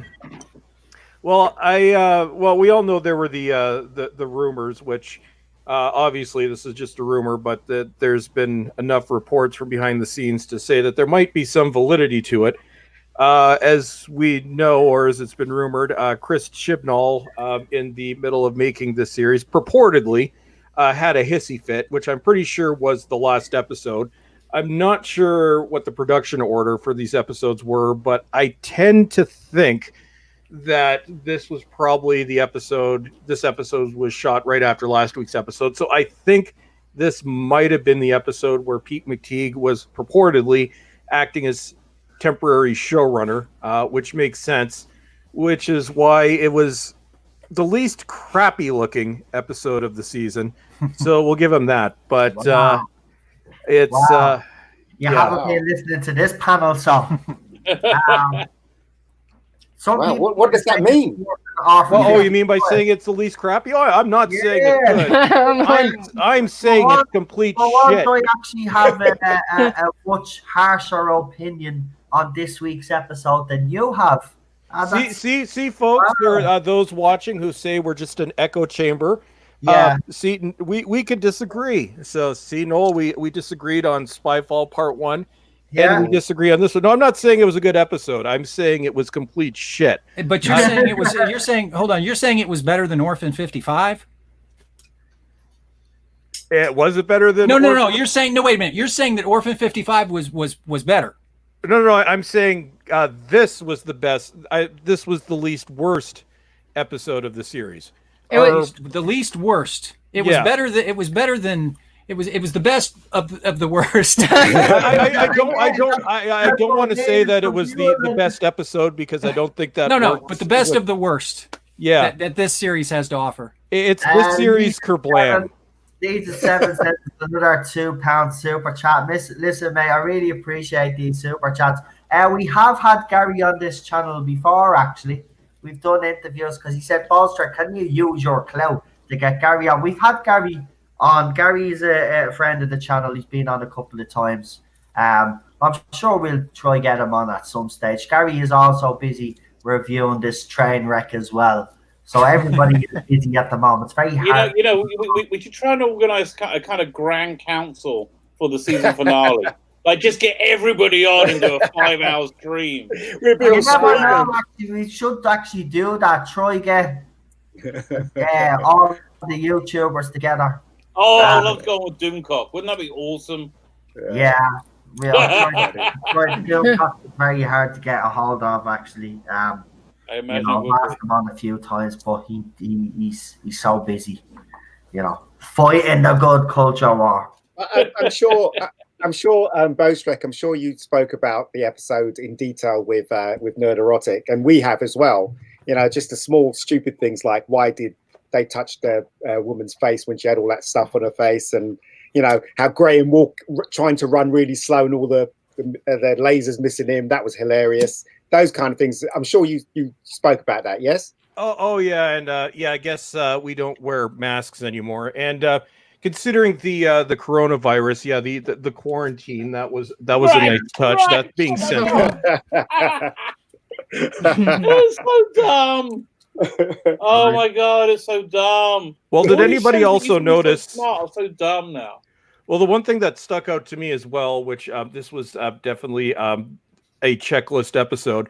Did anybody notice how bad the acting was from the guest actors? Because this might be the worst I've seen thus far. It was pitiful. You're talking about you're not talking about Jake, right? No, I'm talking about the two female actors. Yeah, and the fact that they're sleeping in a place where all this trash is. By the way, I just have to mention this because BBC keep mentioning it. Gabriella, the first Portuguese person we've had in the Tardis, something nowadays. We don't. Congratulations. She's a good character. No, she was crap. So why didn't you concentrate on her character instead of telling us that she was from Portugal? You bloody idiot, Chibnall. Get out. Well, also, I believe this is the first time that we've had people making out in the console room, so that was a nice touch. I was happy to see that. I must have switched off a little bit there because I didn't see that part. No, that was right at the end. You noticed though, nobody's afraid of the TARDIS anymore or amazed when they see the TARDIS. Nobody is amazed by the TARDIS. No one. They just come right in. Hey, this is neat, and then no one's amazed about anything. Yeah. They're not shocked about anything. Well, like the two idiots on the beach. They see the TARDIS materialize, and what do? Hey, did you see that? Yeah, that's interesting. And then they go walk back to the lab. Like they just, happened upon some bird that had 4 wings or something. Well, in fairness, I did the Zuki one. I kind of got because she was alien, so to her that wouldn't. But the fella that our right, partner, her pal, he was human. So yeah, but shouldn't Suki at least try to elicit some reaction that's partly human since she's supposed to act like she's a human? Yeah, have a point there. See, this is what I'm talking about. This is ridiculous. This writing is ridiculous. I'm actually kind of. It's actually at the kind of stunning me that Baldstreck actually said something positive. Oh no, it wasn't positive. It was at least terrible. I will say, and this is a fluke. We all remember the great Murray Gold that got shit canned along with everybody else, and replaced with Seguin Aquinola, who just mashes a keyboard, and he calls that a soundtrack. Music. Yeah, but this is one of the few times where it actually worked. So and it was a fluke because it was just noise. But this is the only time his noise has worked since The Woman Who Fell to Earth. I will not call it music. I will call it noise. It is. It's just noise. That's all. I never notice it. It's background noise. Yeah. To me. I always notice the titles whenever it starts to go ooh. Because it's funny.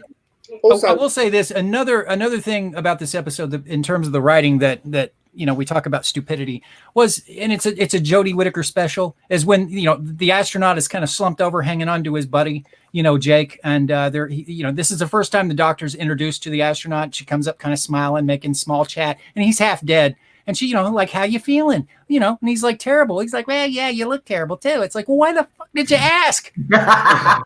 Oh, wait, I was wrong. Yes. Thank you, Chris Persia. I had forgotten. Yes, so Amy and Rory were the first to make out in the. Did they make out in the console room? I know. Yeah, they did. Yes, they did. Baby River came from the because didn't they on their wedding night? Consummate. Right. Yeah. They okay. Yeah, and that's how River was the first same-sex kiss in the console room. Then. Yeah. I can't believe they didn't promo that non-stop. I know. You think they would have used that for get people to watch? Oh, there's going to be stories. They don't want to, even though they do bring attention to these kind of things. They didn't want to probably push it this week because they were already pushing the plastic agenda. So we're all bad bastards. We are. Aliens are going to come down and use us as a petri dish, all because we're not looking after our oceans, and then use the plastic and turn it against us to basically wipe out all the human race just to find a cure for their planet. It was absolutely ridiculous. And if they're gonna do a plastic-based monster, They couldn't have tied it into Alton's, really. Yeah, Even said exactly. Alton. That would've No, been it can't be. That's too Rabbi. interesting. But interesting. I'm still amazed that they're still getting Jodie to explain the plot. You know, every episode she's talking and she's explaining the plot. Yeah, every what episode. did people think of the CGI this week? Because the CGI boards was actually awful, I thought. Yeah, it was when you saw it. We saw it on the little awning. It looked like it was obviously it was motorized. Well, The actually, head was barely moving. Yeah, that's true. But I actually thought the scene where that capsule in space where it was headed through the atmosphere. I thought, burning up in the atmosphere. I thought that was pretty interesting. That was a good shot. No, that was. I'm just talking. The boards were just ridiculous. It reminded me when I watched Wars of Gummidge when they had that episode with the boards coming off, they're taking the plastic off the tree. It was that bad to see. Well, this wouldn't be the first time that Doctor Who has been known for like crappy effects. Yeah, it's inconsistent. You see, on some parts it is good, and then on other parts I think it falls flat. Like last week, the Judoon actually moved. Their mouths moved a bit more in sync.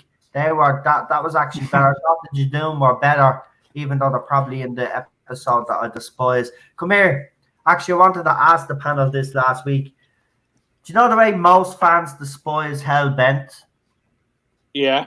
Right. Yep. The Fugitive of the Judoon. Is this worse than Hellbent? Yes. Is it? Well, of course.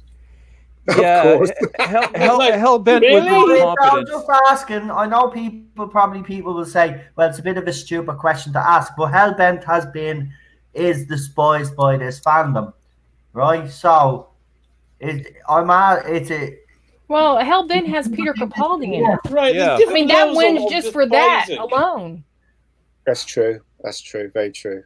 And it's a terrible episode, but it still has the Stephen Moffat vibe, so we have to give it that. And it confused Canon, but it didn't destroy Canon. So what's worse, the Twice Upon a Time or the Judoon? Twice Upon a Time, in my opinion. I hated that. I hate what they did to the first Doctor. I really did too, but I think Fugitive of the Judoon was much worse. I mean, hang on. Twice Upon a Time was a boring episode. Actually, Stephen Moffat is actually done what Chris Chibnall did throughout his whole entire series 11 run. In this episode, there actually wasn't a danger. There actually wasn't a bad guy in this actual episode. It looked like there might have been a bad villain in this episode, Twice Upon a Time. But Twice Upon a Time was boring. Twice Upon a Time was disrespectful to the Fourth Doctor. The Fugitive of the Judoon, I can't even say it anymore now. This is doing something to Canon, and we don't know what it's doing. The difference is they might have disrespected Phil Hartnell, and that is out of order from the right, and he wasn't that sexist, right? But the thing about it is this is changing the whole Doctor's law as we know it. And all these people, oh, by the way, I read out an article earlier on Bald Street. And it said this guy was going on about how Canon, Doctor Who never really has had a canon. And it's never been consistent or something like that. Like, he contradicts himself in the same. I will say a naughty word. I will call that bullshit. Bollocks. Yeah. Doctor Who does have a canon. There are some inconsistencies with early Doctor Who, but that's normal for any show that's been going on for as long as this. Major ones, the third Doctor being several thousand years old. The other one, which this has been thrown around, people have been speculating that they're going to use the brain of Morbius trick to explain this. Well, actually, no, the brain of Morbius, the faces that we see, which were actually the production team, were never fully explained, and it's largely agreed within canon that they were probably Morbius's regenerations. So no, Doctor Who does have a canon. There are some inconsistencies, but generally every showrunner has tried to keep it consistent until now. Well, what do you think, Brostrek? What do you think the answer is going to be with this Council of State Doctor? How do you think she's going to be fit into the history of Doctor Who? What do you think? Well, since Chibs does not know what he's doing, and he doesn't have anybody working on the show that actually understands Doctor Who. It'll be something stupid, like fitting it in between the second and third Doctor, because that's probably another theory that he doesn't understand, because there's always been the theory of Series 6B, which is within fandom, but the idea is between the events of the War Games and Spearhead from Space, the Doctor and Jamie actually did go off for a few years. They've largely used that to explain why they both look older in the two Doctors, but I could see Chibs completely misunderstanding that theory as well. So it's either going to be that, or he's just going to do what we expect him to do, which is shit on Doctor Who entirely and say that there was an entirely different regeneration cycle pre-First Doctor, which destroys the entire lore of the show. Yeah, that's what I think they're going to do. I really do. I agree. Totally agree. I think that's what they're going to do. And they're going to do it because it's never enough that they don't gender swap a character. They gender swap the entire show, and that's not enough. They're got to go back and say no, but it's always this way. And so you can't have Jodie Whittaker's Doctor get power from a white male. So they've got to go back and make a non-white male where the Doctor originated from. That's why I'm convinced they're going to do that. And it's not a coincidence either. It's been happening with everything that we love, like Star Wars, Star Trek, everything. And as I said, it's an agenda. BBC One has an agenda, and it's the same agenda as Star Trek and what they did to Star Wars. So I reckon you should expect it, guys. That's what I think. Yeah. Blue Bonnet has to head off there. So Blue Bonnet, just let everybody know what's coming up on the channel in the next couple of days. And well, I'll be reviewing this shit show, and that's all I got planned for this week.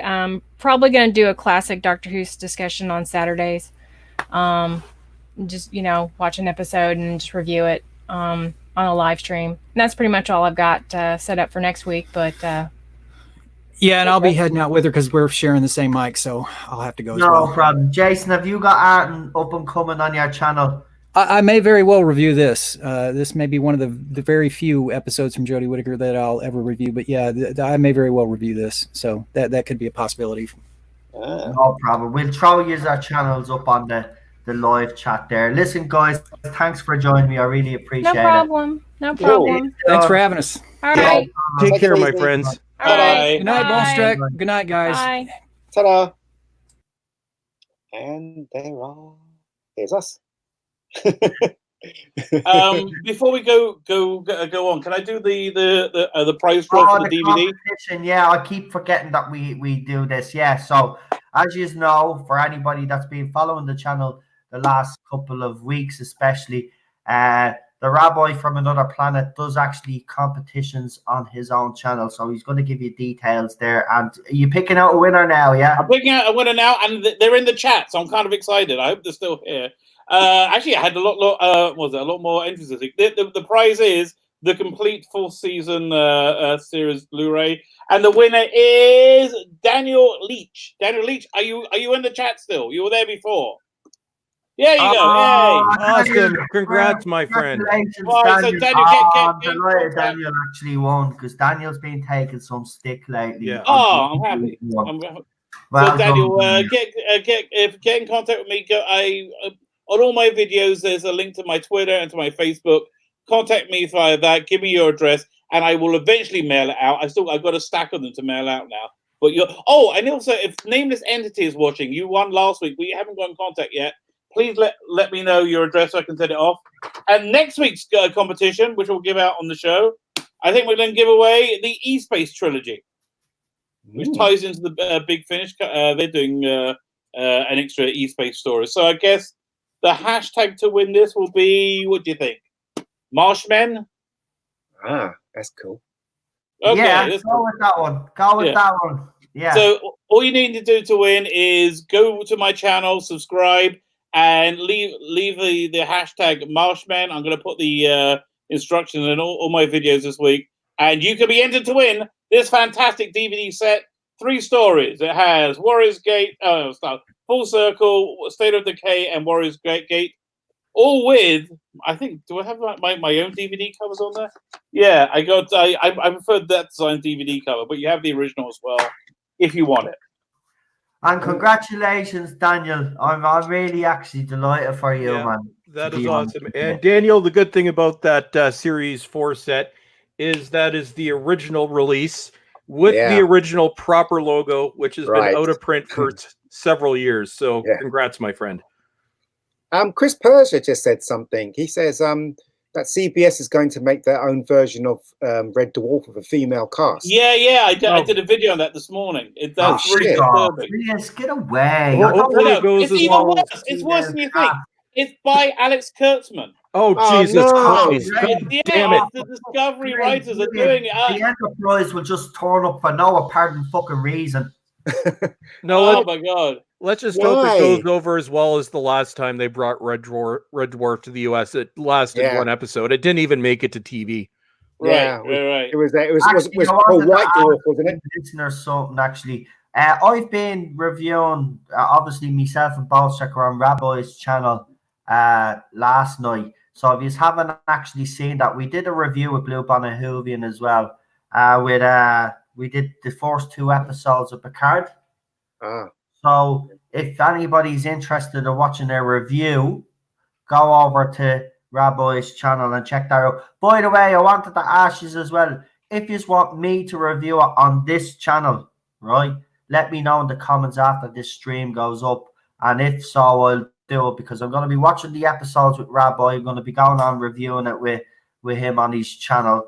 It's going to be actually interesting. He's actually sending me the short treks now, so I have to actually get matchsticks and super glue for me eyeballs. I cannot wait for you to watch them. They're so bad. The thing about it is, right, I grew up in my household, right? I was a kid, obviously, when they start showing the reruns of the original series. But I remember it was huge in my house. My dad just absolutely loved Star Trek. And then he watched Next Generation. And I remember when he introduced me to Next Generation, he says, now, I have to tell you now, I personally think this one's better, but shh, don't say anything to anybody. Because everybody has so much love for the original.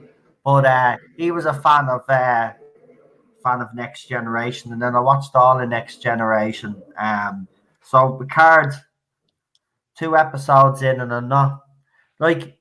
I'm not as critical as I am with Doctor Who, but it's just because it's so bloody boring and mundane. The last episode was really dull, really dull. Picard, I just couldn't believe how dull it was, and also it seemed really short as well. Was it short? They're all short, 43 minutes. Well, it's my theory is the series went through massive reshoots, specifically the first 6 episodes, and the episode count was also lessened. So it's shorter episodes, and I think the first 2 episodes were actually originally 4 episodes that have been mashed into 2 and shortened. Yeah. What about a bit? I was really confused when they were talking about when those when they invaded that I can't even remember her name now, the robot girl. And they came in and they beat up a boyfriend and stuff like that. Then it kept cutting to when they were in the apartment and then out. Right. That made me confusing. That was terrible. Yes. That was editing. That is the most awkwardly edited scene I've ever seen on a major TV show. I actually thought my audio was out of sync. Yeah, I thought the file I had was wrong. Yeah, I really did. I was like, what's going on? I didn't understand what was going on. So suddenly they're there. Oh, they're there. They're not. They're there. They're not. They're whatever. And she has that machine where she can see backwards in time. I'm like, that's an amazing machine. You can see backwards in time. You can see what happened. Do you know what I mean? Right. I'm like, what's going on there? That's why Star Trek is no longer science fiction. It's science fantasy. Yeah, we'll see what happens anyway in the next episode. But it's not making me blood boil like Doctor Who is at the moment. So that could get worse. But looking at right, so I don't know if any of you has actually seen the trailer for next week. So we see this big claw hand come out and grab someone. It does look kind of sinister, but you know, it's Chris Chibnall series, so it's not going to be really that sinister. But looking at the trailer ahead, but you know what, right? Everybody agrees the problem with this show, Doctor Who, I'm talking about now, is the writing, obviously, and the cast and everything else, but mainly the writing. The writing is so awful that you just want to punch the screen. You just want to kick the screen in every time it's on. So, you know, we've got to get rid of Chinballs. We really have to get rid of him. Yeah, I think we're stuck with him for a while. That HBO deal has really cemented him in place. Yeah. I don't think this is going to be doing HBO any favors other than the back catalog, because if this is unpopular in the UK, but it's almost non-existent in Canada and the US. Nobody cares about this show anymore. Here's the thing: if they do both stick around for Series 13, right? Oh, they are. They are. It's pretty much I have a guaranteed. theory on that, as I said earlier on. I think we've already been introduced to the new Doctor, maybe en route. I think she's going to be the replacement, but that's just a little theory I have of me on. I do hope not. Here's the thing, right? After Series 12, the people that are reviewing it, should we seriously consider now not watching and getting everybody else now? I know we've got people to boycott and it is working. It seems to be working, but Chris Chibnall's doing himself no favors anyway. But I mean, should we refuse to review this next year? Because if we, I mean, like, I again, you know how bad it is, or do we continue to review it because I kind of view us as like the chroniclers of the apocalypse. Like we watch it so they don't have to. You know what? Right, I was saying to Noel before that I've always had trouble with Doctor Who. Seriously, it's from RT to the Moff era. And there was always episodes that I went, oh, Jesus Christ, why did I do that? Why did I do this? But I never wanted to abandon it. But now, watching the Jodie stuff, I definitely want to abandon it because it's just hurting by watching it. It hurts. If I didn't have my channel, I would be out. I would have been out at Orphan 55, which I can't believe, but I would have been out by then. Yeah. The only reason I'm still doing videos on it is to chronicle the mess. After Skyfall, I've given up any hope that this show can be saved. I'm still covering it because I want to expose what they've done. But in terms of this being Doctor Who, my Doctor Who ended back in 2017. And we call it Imposter Who now, Ballstrike. We've not to call it Doctor Who anymore. We call it Imposter Who. As much as I hate Twice Upon a Time, that was the end point. Doctor Who died with Peter Capaldi. Yes, I agree. Totally agree with you. Okay, I have an unpopular opinion. I quite enjoyed Twice Upon a Time. I think I'm like the only person. I liked it. So just to show we don't all agree on everything. Yeah, and there's nothing wrong with that. That's and there are people, and I keep saying this, although everybody keeps contradicting me on that awful platform that I'm not going to mention at the moment. But there are people out there that do like Series 11, Series 12. They like this era, but they're not complete dicks about it. Yeah, so I have no problem at all with those people. Yeah, it's their opinion, and they're entitled to it, just like we are entitled to ours. That's the thing. But as I said, to me, the Doctor Who has not been the show that it could be, even under the reign of RT and the Moff, in my opinion. It's Doctor Who's writing still needs to grow up. It really does need to grow up, and it needs to be better than what's gone before us, in my opinion. So let me ask you, what would be like what era of Doctor Who do you think was really the pinnacle? Well, there isn't. I've had problems with all of them actually. Every era, from Pertwee straight through to Matt Smith, straight through to Peter. There's been some brilliant episodes, right? Totally brilliant episodes, but there's been a lot of bad episodes as well. But that's what I'm saying. But these two last seasons actually made me want to stop watching it, and that's how bad it's become. It really, I can't. I wasn't going to watch this episode, but I came on Tardis Zone, so I had to watch it. I had to watch it to get involved here. But last week's one did it for me. When that other Doctor turned up, I was like, no, what's going on? And my heart just got broke. I just didn't want to watch anymore. I don't know how you guys felt. Well, after last week, Oh, go ahead, Rabbi. I was saying, by the time last week, I was already out. You know, it's like it had already broken me to the point where I didn't care what's happening on the screen anymore. This wasn't Doctor Who for me. It just wasn't. Yeah. What are you going to say, Boast, right? Oh no, I was just going to say, yeah, when you're talking about my pinnacle of Doctor Who is the Hinchcliffe, Holmes, Baker era. I think that is perfection as far as I'm concerned. And I agree. And I know Nerdrotic and I do this. We have our palate cleanser after watching each episode. So I'll be this week. I'm doing the Visitation, but yeah, after watching last week, I went straight to Pyramids of Mars. I'm like, I had to remind myself why I love this show. Good choice. I would say, in my opinion, those 3 seasons are as close to perfect Doctor Who as you will ever get. 100%. I remember those times, and I remember Mary Whitehouse and her gang was trying to stop Doctor Who from being the way it was. Yeah, I remember that era. I remember my earliest. Remember, you had your people giving out saying Doctor Who was too violent. Yeah, too adult like. But you notice the era that's critically acclaimed by fans, the best writing was when it was aimed more at an adult audience, which is ironic, isn't it? Because it's supposed to be a family show, but the most successful eras are those eras that were aimed more, because it was, let's be honest, Doctor Who, but classic Doctor Who, some of the episodes, like, okay, if you are like me, you'd let your kids watch because you want, you don't shield them away from stuff like that. But today's parents, that'd be too violent. They'd be protests outside the BBC and all there would be. You know what I mean? This is violent. You can't be showing violence to our kids and all this crap. Should they go mad over Fortnite again? Could you imagine them with Classic Who? I guarantee a lot of these new Doctor Who fans that have kids don't let their kids watch Classic Who because it's too violent for them. And the most successful era is when it's being more darker and actually aimed at.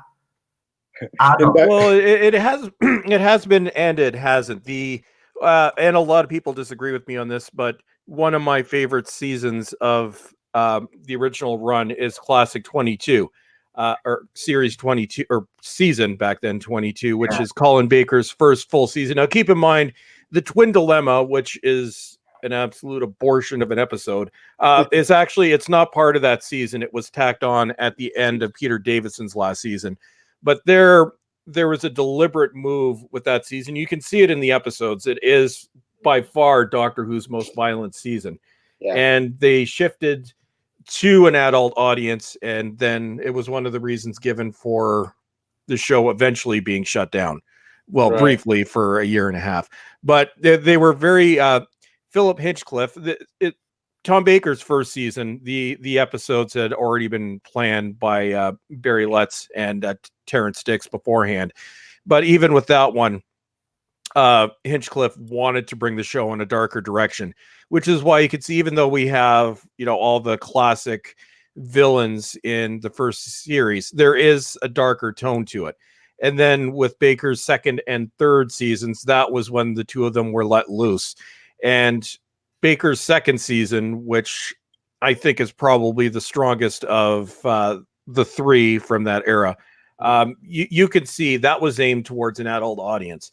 So yeah, it is. I guess you don't want to go too far to one extreme, because it didn't really work, at least in terms of popularity with the Colin Baker era. But also, you can't have it aimed too young, because then you get, well, really what we have now, where this show seems to be written for 5-year-olds. Yeah, definitely. Yeah. It is. I remember in the Baker days, Tom Baker days, the only way you can complain is writing to Points of View. Do you remember that show? The only way you can complain, because there was no internet or anything like that. Yeah, dear Barry Took. Yeah. Yeah.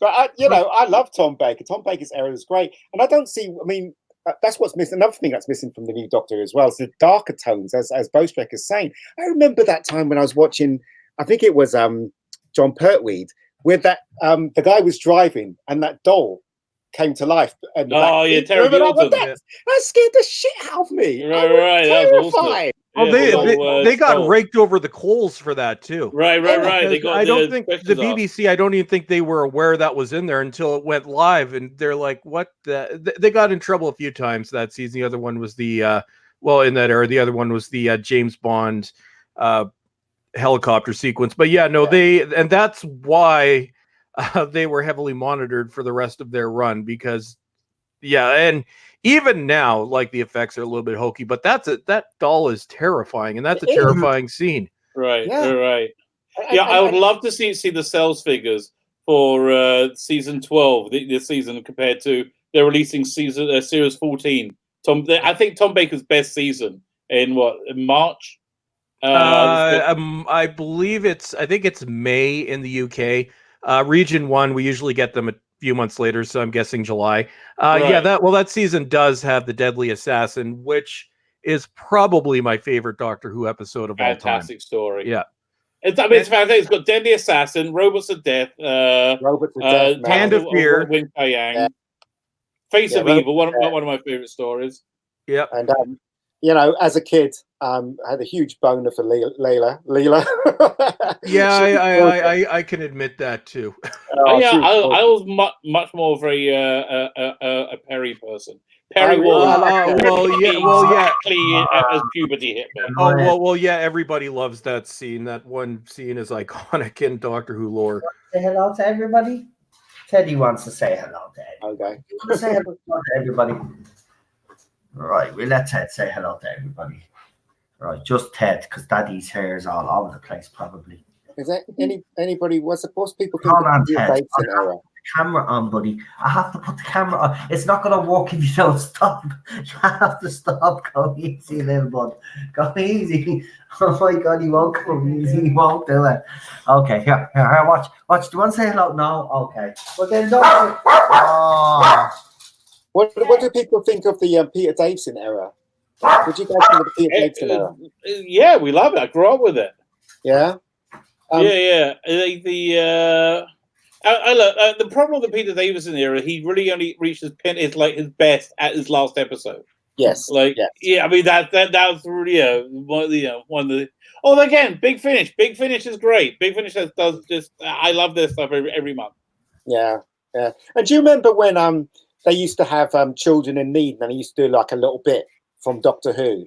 Right. Well, yeah. And that's when they did the was it Time Crash in the Time Crash was great. I mean, obviously they should have done that 10 years. No, when he first started, because he was looking a bit pudgy, wasn't he? At least Moffat, because it was written by Stephen Moffat, but at least Moffat explained why the Doctor had aged. It had something to do with the time continuum.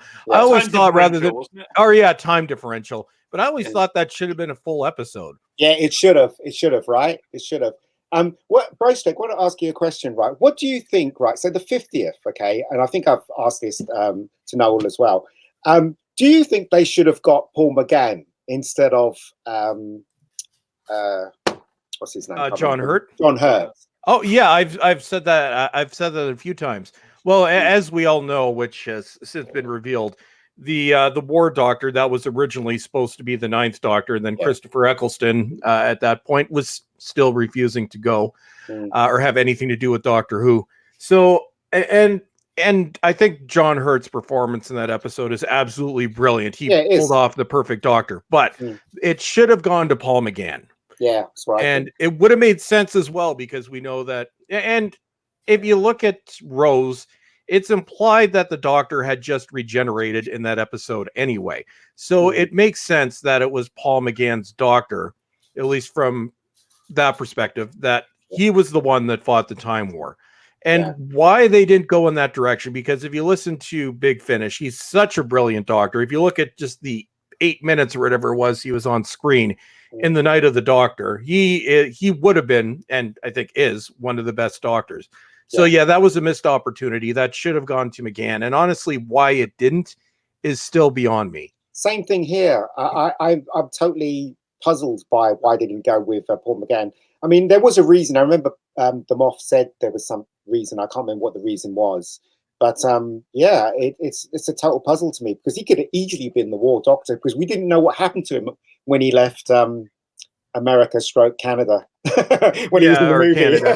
Yeah, so he could have easily been the War Doctor. Definitely been easily been the War Doctor. What do you reckon, Rabbi? I think the reason way they went for John Hurts, they wanted to have something that was like earth shaking, and having like Chris Eccleston come back would have been earth shaking. And yeah, I think having McGann come back wouldn't have been. You know, that little the Night of the Doctor was a fantastic episode. And honestly, I thought they were going to do they were just going to do like a series of web dramas with him, like 5-minute episodes, but apparently not. So but I think I did think for the 50s they wanted to have it like this incredible sense of gravitas. Yeah. So and if you can't bring back Eccleston, you got to bring back like just a major big actor. So I think that's where that was what was going on. I don't think that the true fans would have cared whether it was John Hurt or not. I think you would have got a better reaction if it was Paul McGann than John Hurt. But the fans aren't the ones you got to impress. You got to impress the general audience, the normies. Like nobody really cared. None of the fans cared that Kylie Minogue was in Voyage of the Damned, but that just got a ton of people to watch. They were supposed to have Dennis Hopper in that as well. Dennis Hopper? Yeah, no, Dennis Hopper wanted to be in it, but he was sick. They were going to cast him as the captain. Ah, that's interesting. Yeah, it's in the book, The Writer's Tale.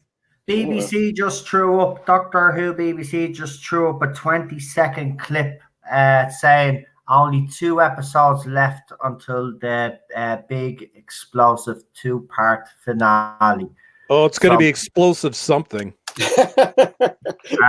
put it up on their Twitter account. I don't know if I could play it because of copyright. So I don't want to get into trouble. I suppose I could play the audio while I'm talking to you. I think I can get away. Don't play the audio. You'll get copyright struck. Yeah, okay. It's the BBC. Even talking over it, it's not. You know what? It's not worth the risk. That's the these companies are so stupid. We would promote their stuff, but they keep stopping. I'm gonna link you in it now, guys. I'm gonna link you in it now on Thank Twitter. You very much. Thank you very much. But I was saying, Bowstrake, right? You're the reason why, right? I'm happy to talk about Doctor Who because I remember, right, watching the Peter one and thinking to myself, these episodes are crap. And then going on the internet trying to find reviews on Doctor Who, and everybody was giving them such a great review. Each episode was getting, and I was thinking I was going mad. And then just by accident, I discovered your channel where you were going on about Doctor Who. Then I realized I wasn't alone. Then I discovered it's because of you. I discovered everybody else from Nerderotic to Tardis Zone to everybody else. So yeah, thanks for dragging me into this, man. Oh well, actually, no. I'm glad I was able to provide some solace. But yeah, that was an interesting time, because I actually started going after this just a few weeks after the casting announcement was made, predicting what was going to happen, and then everything that I predicted happened, and then some. Question. Although, oh yeah. Oh no, yeah. Rabbi has to. I just got a message there. Just Rabbi has to bow out. Yeah, so it just got to 1 o'clock for me. And then Ballstrek can finish. Sorry, mate. Yeah, no worries. Yeah, I'm only here for a short time. I know. As well. Soon as well. Yeah. Rabbi, just let everybody know what you have. You're obviously doing a review of this. I'll be doing a review of this. I finished watching The Witcher, so I can finish reviewing that. Got big finish reviews coming up this week. Just finished listening to, was it Dark Universe, which was, I wish it was longer. That was the special one. And I guess there'll be more outrageous things going on this week that I'm going to shout into the camera about. So there's going to be articles tomorrow guaranteed about a certain kiss in the episode, so those should be amazing. Yeah, the first same. Yeah, I'll be busy tomorrow myself now because I'll be looking at all these articles. Obviously, the ratings as well will be out. We'll discuss that. Oh, right. There will be reaction on Twitter and all over social media. So I like to keep an eye on that because these fans always lose their shit every week. So it'll be interesting to see what the defenders of this are actually saying. and what the people that actually don't like this episode are saying. And yeah, so we'll have plenty to do. Rabbi, listen, thanks for having me on your channel. Actually, oh, thanks for coming on. It was great. It was a pleasure coming on. Actually, reviewing Picard. Do you know what? I watched the 2 episodes just before we came on, like a couple of hours before. I didn't think they were going to be that short. Myself, 43 minutes is a bit of a right. Yeah. Well, that is a very traditional Jewish complaint. You know, you go to a deli, say the food here is terrible. You know, the soup's horrible, and the portions are terrible. Yeah. Boy. Well, it's also it's the first Star Trek premiere since the original series that didn't get 2 hours. Even STD, it was in 2 parts, but even it got a 2-hour premiere episode. Yeah. This one you got 43 minutes of just whatever they could ram in. But yeah, Rabbi, so I must have actually everybody here on my channel at some point before this series is out. I need to do the Doctor Who series 12 is crap live stream part 2. Yeah, you should. That was good. The last one was actually got a great response, by the way. So you should definitely do that. And it triggers a few of those idiots out there as well, which always gives me a bit of a pleasure, you know. It's always fun, isn't it, watching them go crazy? Yeah. Maggie, it was great meeting you. Like, hook up with me on Twitter or I will. Facebook, Yeah, no, we'll come on. Well, I've linked it all on the same post on Twitter, so you'll be able to see each other there. So send each other a request there or something. Great. Okay, and good evening, everybody. Thanks for having me on. Thanks for coming on, mate. Appreciate it. Thanks for having me on. Everyone. Bye. Well, it was now it's this 3. And that was the Rabbi. I love having the Rabbi on. Sorry, Ballstrick, you were making a point there. Oh yeah, no, I was just saying So earlier watching the episode, he actually had to watch bits of it before he came on because he fell asleep during half of it. I could see that. Yeah, no, we're talking about. Yes, I started calling this stuff out 2 years ago.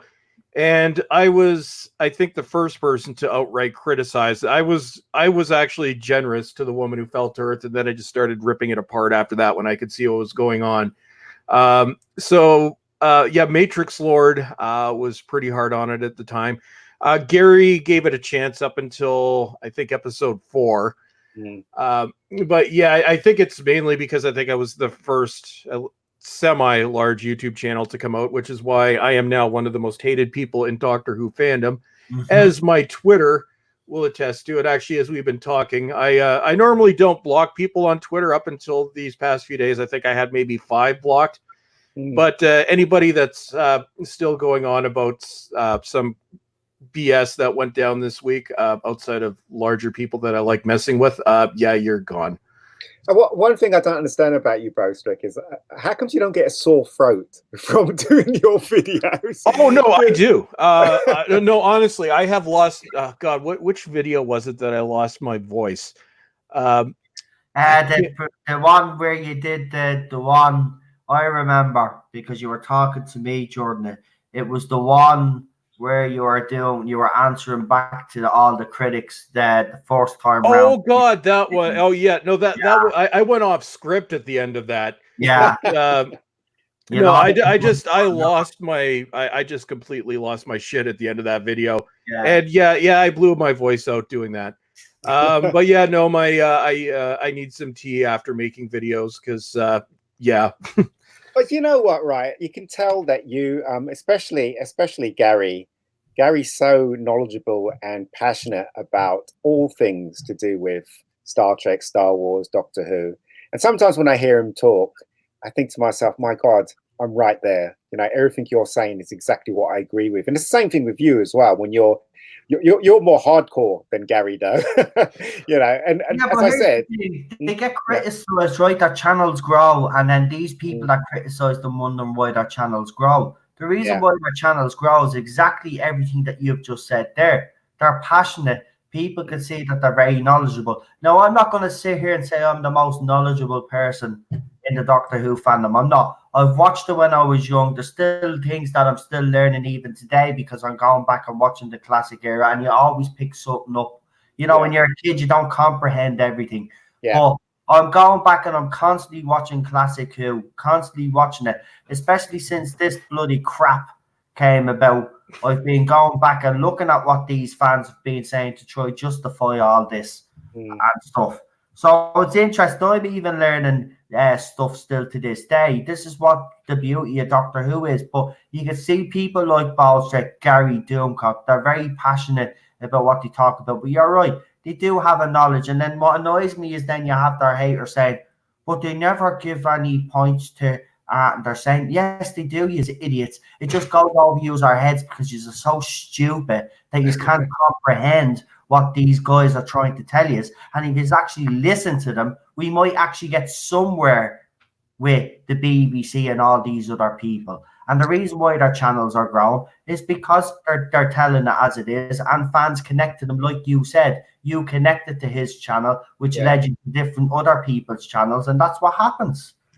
Well, one thing that I always find funny is, and this gets called up all the time, Bulls Trek isn't a Doctor Who fan. Bulls Trek is just doing this for views. I had 12 years worth of videos where I covered every classic. It was mainly based off the DVDs, but I've covered every classic episode on this show or on this channel. They're still up on your channel.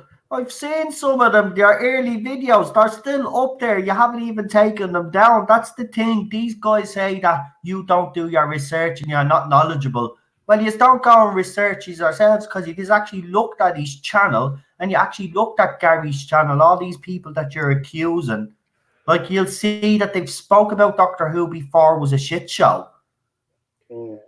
Like, that's the thing. I was doing Doctor Who videos, but I was doing slideshow videos. That was my early introduction into Doctor Who, right? On YouTube, doing videos to the fandom. That's how I introduced myself. I did art videos. I didn't get involved in any of this until Series 11. I'll put my hands up about that and say that, but because I was angry at the direction the show was going in, I could see this a mile away at Series 11. Ballstrick warned us all during Series 11 what was going to happen. And nobody listened to him. And he got the most hate last year, by the way. And this year, it's even gone worse. And the stuff that's being said about me, Ballstrick, Gary, Matrix Lord, Critical Drinker, and now even Daniel. Yeah, right? That stuff with Daniel this morning was absolutely disgusting. Who are these people? Like, who the hell do you think you are? Yous were invited into this fandom, right? Embraced by this fandom, and now you want to kick us out of this fandom and take over the fandom and slate us and call us sexist, racist, bigots, and then go around with slanderous, bloody tweets and calling us all sorts. Absolutely ridiculous. You ought to be ashamed of yourselves. But you know what happens? Things like that, it all comes back on you in the end. And it will come back all on you in the end. Well, what they did this week, and actually what they did this morning, and I'm pretty sure it's the same person, that's actually illegal. I know. What happened with Daniel was illegal. I know. What went down on my Twitter a few days ago, that was illegal, and I could sue the individual into oblivion if I wanted to. Yeah, same here. Imagine being called what I've been called, right?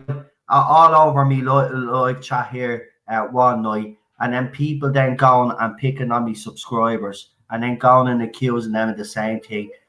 They call us toxic and the vile. They're the toxic and vile ones. But you notice something? The newspapers that call us the toxic ones don't pick up on what they're saying and what they're doing. They only concentrate on the side that doesn't like this series. And I wish the media would actually pick up on this, because the media do need to pick up on how toxic these people are and the lengths that they would go to. And then for a particular person whose name we won't mention on this channel, but to actually put up a 10-second video to gloat about how great of a day it was after you made someone's life a living hell on Twitter just goes to show how low society is. He ought to be ashamed of himself. He took down the video. I won't mention the guy's name, but it doesn't matter. I'm letting you know now because I know you're probably listening. I actually recorded that video on my phone, so if you think you got away with something, you didn't. I have that. I have screenshots. I documented everything. And here's the thing. Whereas I am critical of public personalities because that's part of their job. I have no issue doing that. If somebody disagrees with me, that's fine. But yeah, you're public. They make a lot of money. you're up for criticism. When it comes to individual, I have actually never criticized anybody by name on YouTube. I've made response videos, but I've never attacked anybody. When it comes to Twitter, I don't go after somebody unless they go after me first. And until this week, I was very tolerant, whereas literally there are only 5 until a few days ago, there are only 5 Twitter accounts that were blocked. Right now, that has probably quadrupled because I gave it a few days, but people that are still posting that, I have no patience for them anymore. But you know what? If you met them face to face, they wouldn't say what they say on Twitter. Oh, to you not a chance in hell. That's what I'm saying. You know, they think they're brave because they're hiding behind social media, but they're just twats. That's all. Nah, but this one in particular is very blatant. They don't care that they know. Like, they blatantly tweeted me, Gary, and Ballstreck to let us know that they didn't care how we felt about what he had did and wrote about Ballstreck, that he was proud and didn't give a fuck. That's the way he put it. I don't give a fuck if you have a problem about this. You know what I mean? He was bragging, and then he did a 10-second video then on YouTube, but he took down the video. I think he did take down the tweets because then he realized, because when people were telling him, you know, you're basically breaking the law, which he is doing. He's broke the law. He's an idiot. And you know what? Ballstreck has the screenshot, so I actually have the video. So I have a screenshot of the original doctored thing on my Twitter, which I have left up. As I wanted to ask you about Ballstreck, what part of Canada are you from? I'm from Northern Ontario. I don't want to give the exact city, but I'm from the Northern Ontario region. I'll let you know after the stream. That's all right. I was just wondering, that's all. Yeah, no, it really is weird, this passion for Doctor Who, and it's really weird how people's reacted to this Jodie one. And I just find the whole thing really, because when I liked Doctor Who, it was never like this. Used to until 2 years ago. I know. Used to have discussions with friends and stuff and say, yeah, that episode was crap, but nobody wanted to beat the crap out of you. Nobody was insulted. This fandom was a nice place at one stage. It's been infected, but come here. The majority of the fandom is still okay. What's happened is it's only a minority of fans that are going in and storing up, but the problem is they're in positions of relative power, let's just say, where their voice is heard more than others. Oh, and I recently I've had the former executive producer of Big Finish go after me. So it is because I'm a sexist bigot. He went off the deep end a while ago. I won't mention his name, although that's the guy that had to go at everybody on Twitter. I know who you're talking about. Oh yeah, no, he's had goes at me personally.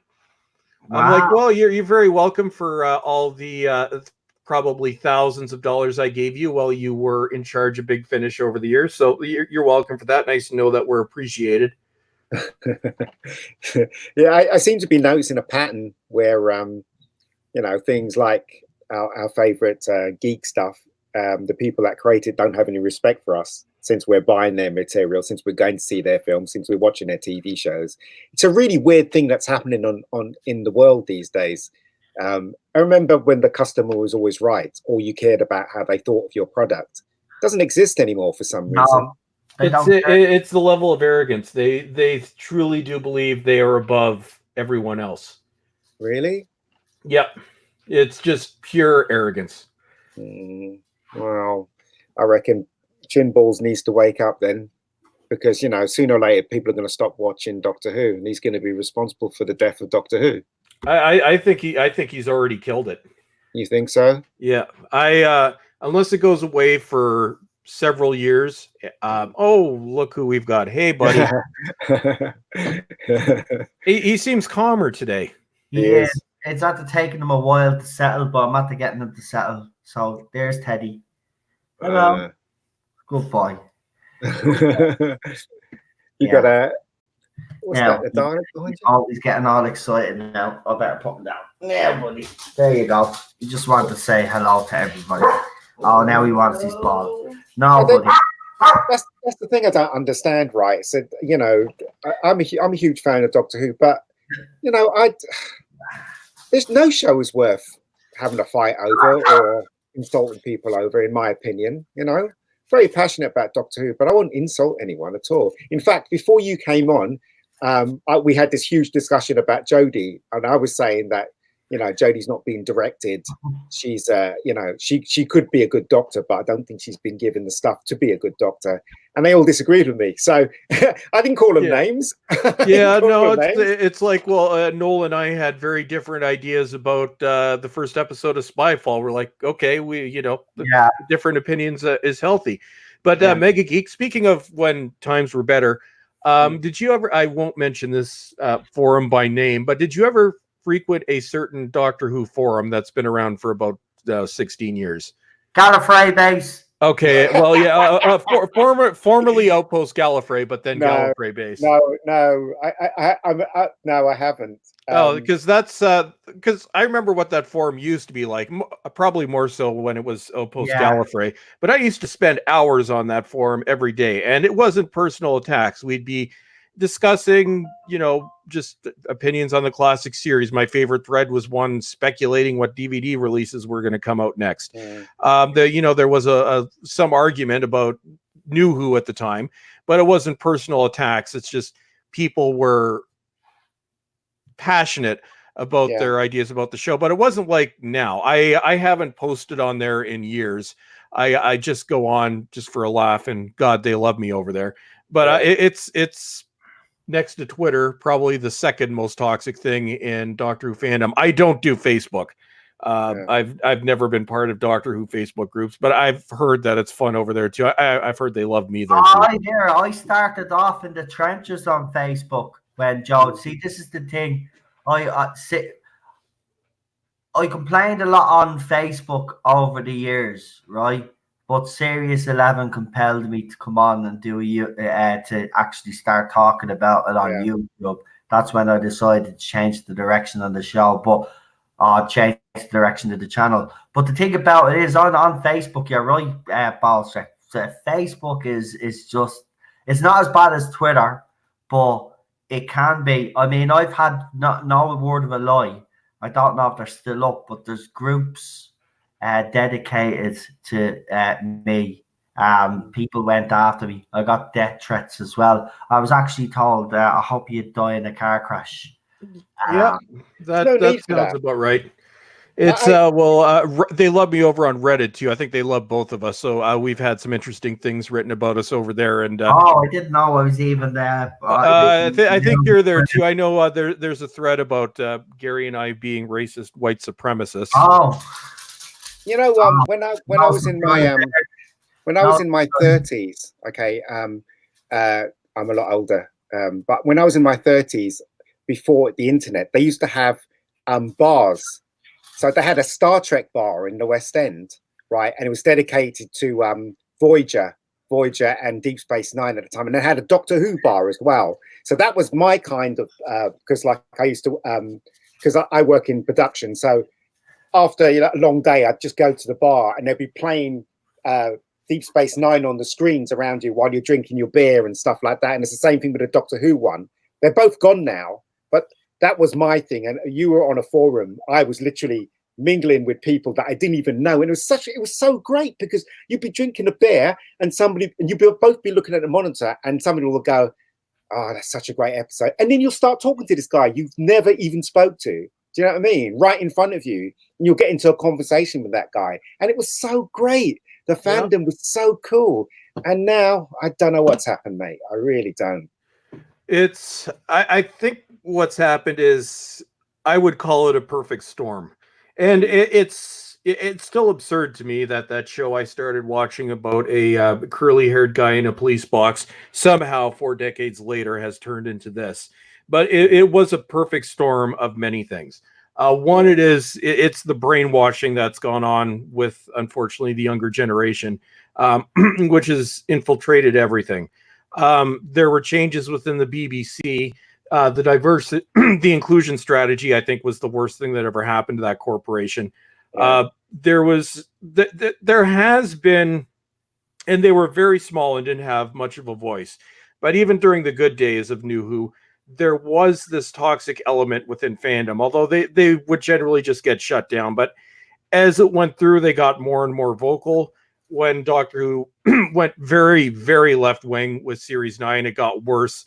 And now they have completely overtaken fandom, because those of us that have been part of fandom for decades, we've been excommunicated. A lot have walked away and will never go back to Doctor Who. Everybody I used to know on Gallifrey base, they have either walked away or they've been blocked because they went up against the woke mob. So you have things like that. Then you have Chris Chibnall, somebody who has a very clear agenda, and then the casting of somebody herself who is totally toxic. You put those in, then you hire primarily ideologues to write this show. You essentially fire anybody that came before. Then you have a media and a BBC that pushes this and starts attacking the fans. Then you end up with where we are right now. And the show itself is absolutely terrible. Like, there are, you know, I've always been of the mind, and a lot of people have disagreed with me on this, but I'm not completely opposed to the idea of changing the gender of the Doctor. I think if it's done the right way, I think if it's not ideological, not political, if it's done in a way that works within the narrative of the show, then I'm willing to give it a chance. But that's not what they did. It's been completely shoved down our throats. And I'm still taken aback at just its hatred of the old fan base. And again, there's a generational divide, which unfortunately, and again, I say this, I don't say that every member of Generation Z is like this, because a lot of them aren't. A lot of them do have heads on their shoulders, but there's this toxic, and I call them low IQ because if you look at their tweets, that's what they are. But this toxic minority, which have been allowed to take over everything. They have taken over the complete narrative when it comes to Doctor Who fandom, and everybody else is no longer welcome. Yeah, it's really bad.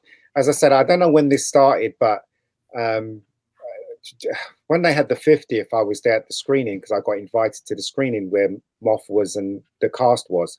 Apart from David Tennant wasn't in the theater. Yeah, but even there, you know, everyone was you know, you met people that disagreed with certain episodes and stuff. None of them were rude. None of them wanted to beat the crap out of you or anything. And I remember, as I was saying to Noel a couple of days ago, that one of the producers went up on stage before they started screening the 50th, and he was saying that there are some people that are not happy with what we're doing and stuff like that, but we're going to carry on anyway. You know, and people started clapping, and it was like it felt really good that you were part of something, because that was Doctor Who Day. It was everywhere in London. Yeah, and I don't understand how it could get from that in a short space of time to this. Well, I can tell you when it happened. It happened in 2017. And it actually started to happen with Series 10. Now, my theory has been Moffat has a very specific style of writing. His Doctor Who had a very clear style throughout, I'd say, 5 of his 6 series.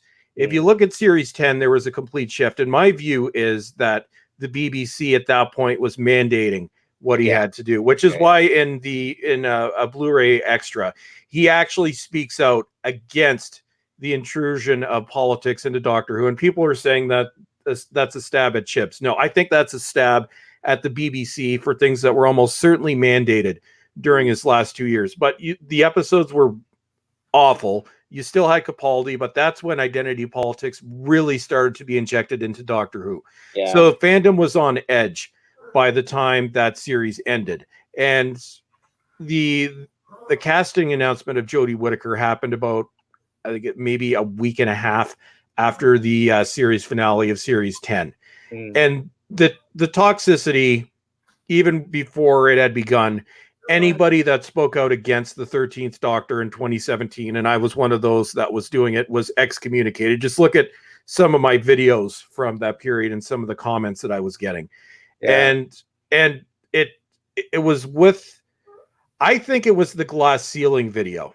Yeah, the trailer. Please. I think that's actually where it started, because that was a deliberate stab at the fandom. Right around the exact same time, Jodie Whittaker also did her interview saying that classic Doctor Who celebrated the white male gaze. Yeah, that was your break right there.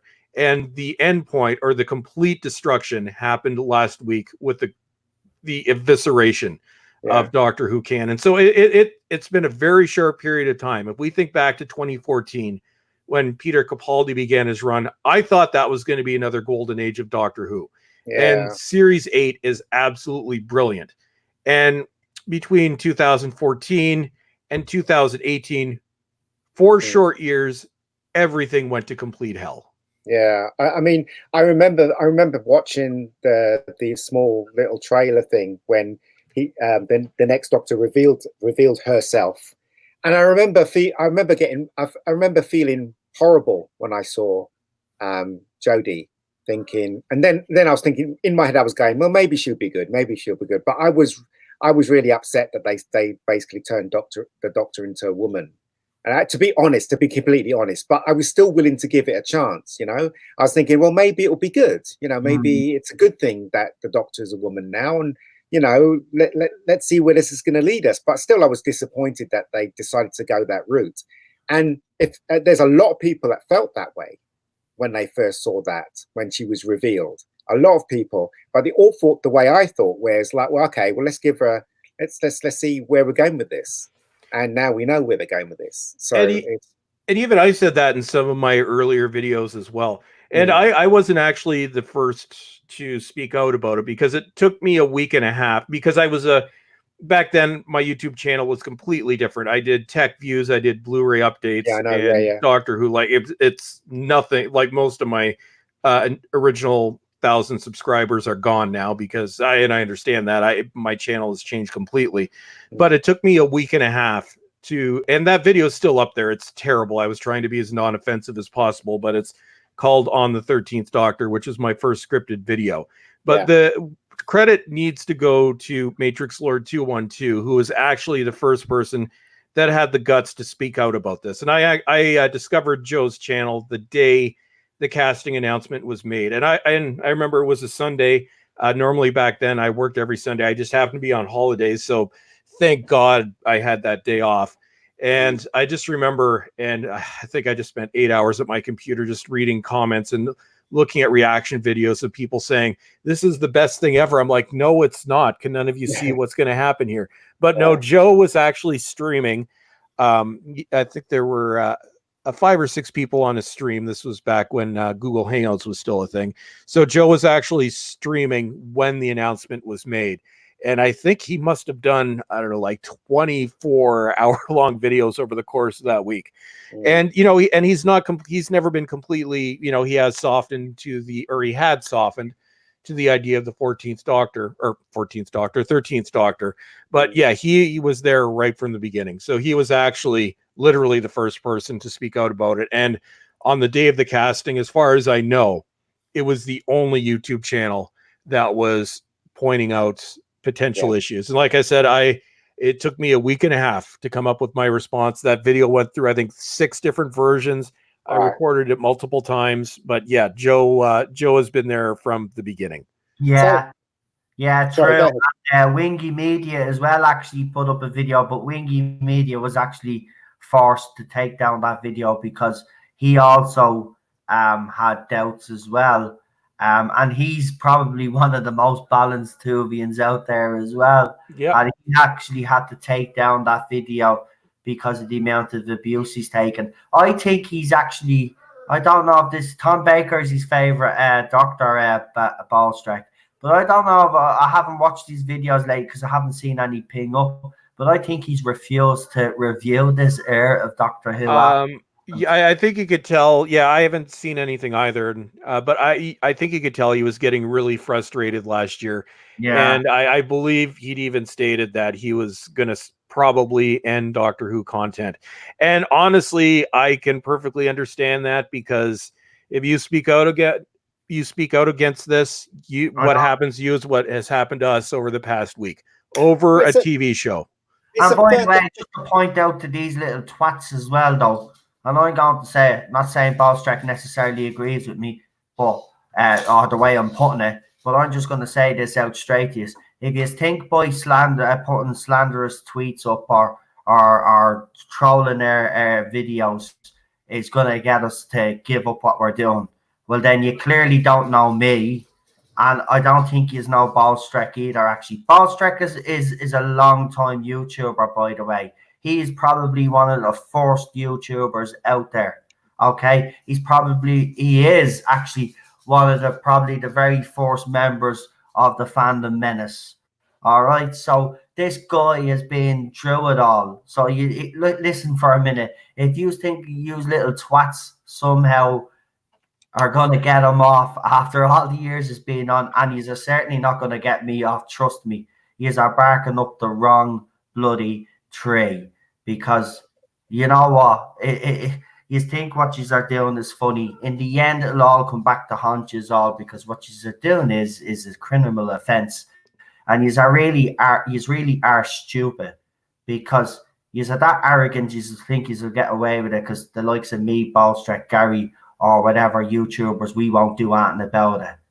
Well, maybe we're sick and tired of it now. We've put up with it for a long time. Maybe we should start doing something about it. Maybe we should start handing the evidence over to the police and let them sort you out. And then we'll see that smile being wiped off all our faces. Well, I'm not going anywhere. If it was a legitimate attempt to cancel me earlier this week. I haven't gone anywhere, and even the day it happened, I was on a 4-hour live stream with Critical Drinker and Gary with several thousand people watching.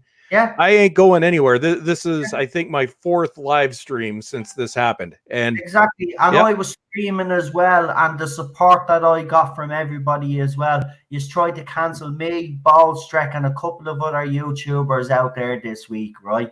And you failed. Didn't lose a single subscriber. Ballstrek didn't lose a single subscriber. Gary didn't, because you know why? Because the people that watch us know we're honest, know that these are just fabrications by mentally disturbed people. That's what yous actually are.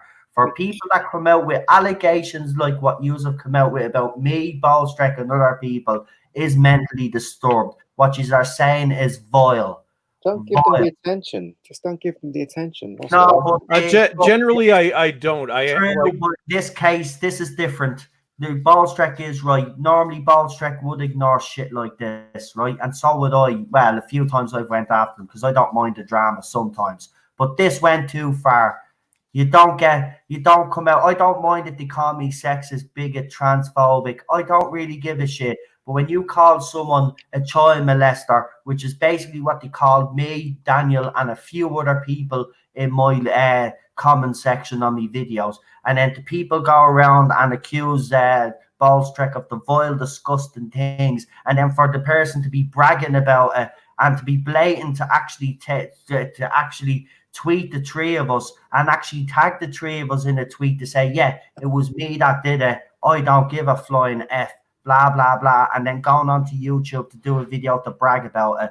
I'm sorry, this time, I normally agree with Ballstrek, but this time, no. This time something has to be done about it, because they've been allowed to get away with it for over 2 years, and because they've been allowed to get away with it for 2 years, they're getting bolder and bolder as the time passes on. And then what happens then if they do something really serious, right? Or they say something that person, look at what they said about me and Ballstrek, right? That fair enough. We've got the better people believe us because they know us, right?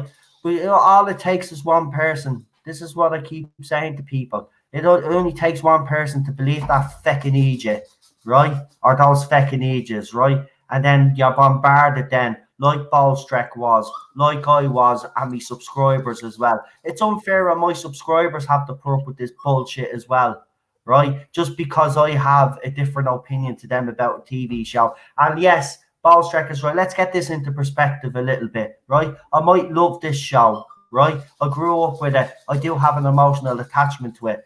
But at the end of the day, it is a TV show. And these people are acting like as if it's something completely different, and they have to defend it whatever which way they think, and they go and resort to disgusting, vile behavior, right? Yeah. And we're the toxic ones. I'm sorry.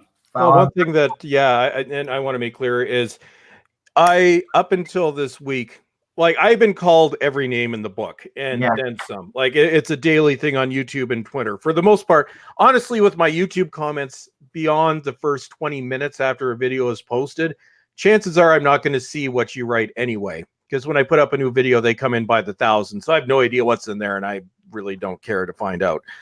But with Twitter, generally I ignore them. But there is a line. And when you put up a falsified statement of a false past criminal conviction, then at that point you have committed a crime. There is a line. That line was crossed.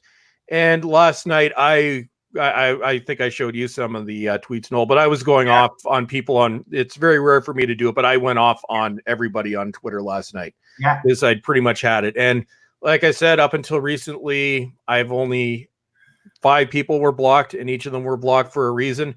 Right now, outside of the ones that I'm actively messing with because they piss me off, anybody that actually repeats what was mentioned this week, they're just automatically blocked because, enough is enough.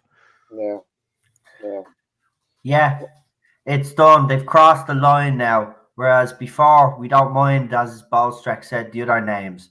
But when you cross that line, then that's it. Then there's no rules of engagement anymore. They go out the window. And these people are not get, look, I'm just saying this, they're not going to get me, Ballstreck, or anybody else that's been doing what we've been doing off by trying to cancel us with false and ridiculous. And you know what the funny thing is, though? The funny thing is that the people that say these things never provide one shred of evidence. Well, there is none anyway, but you know what I'm trying to say. Like, they just shout things now.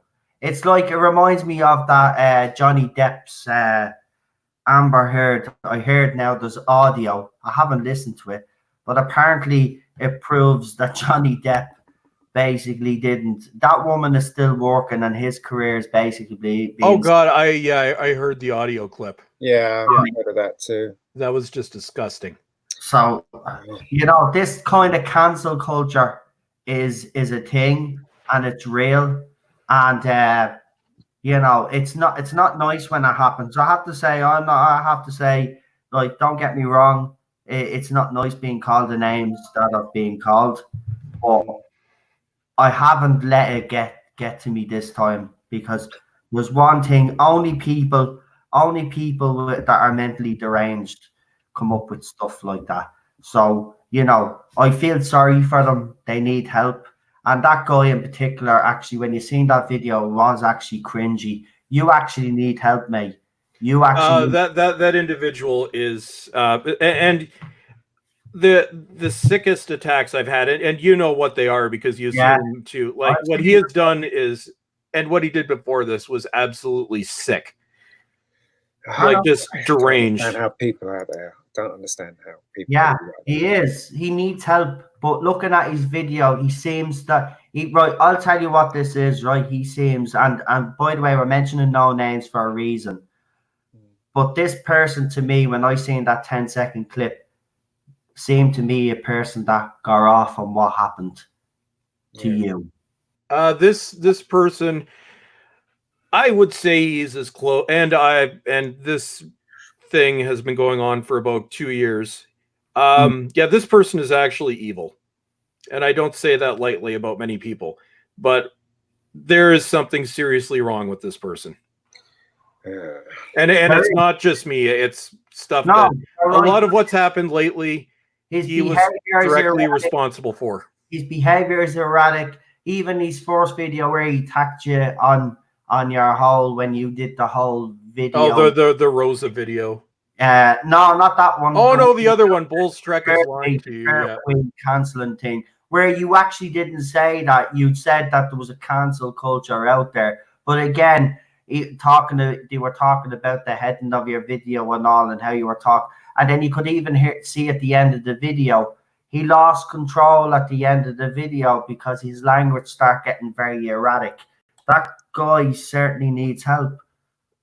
Well, this all stemmed from 2 years ago. or I think it was almost 2 years ago, where he decided, I can't even remember what the argument was about now, but he decided to get into it with me on Twitter. Yeah. And I completely, absolutely destroyed his argument. And he's been doing this ever since.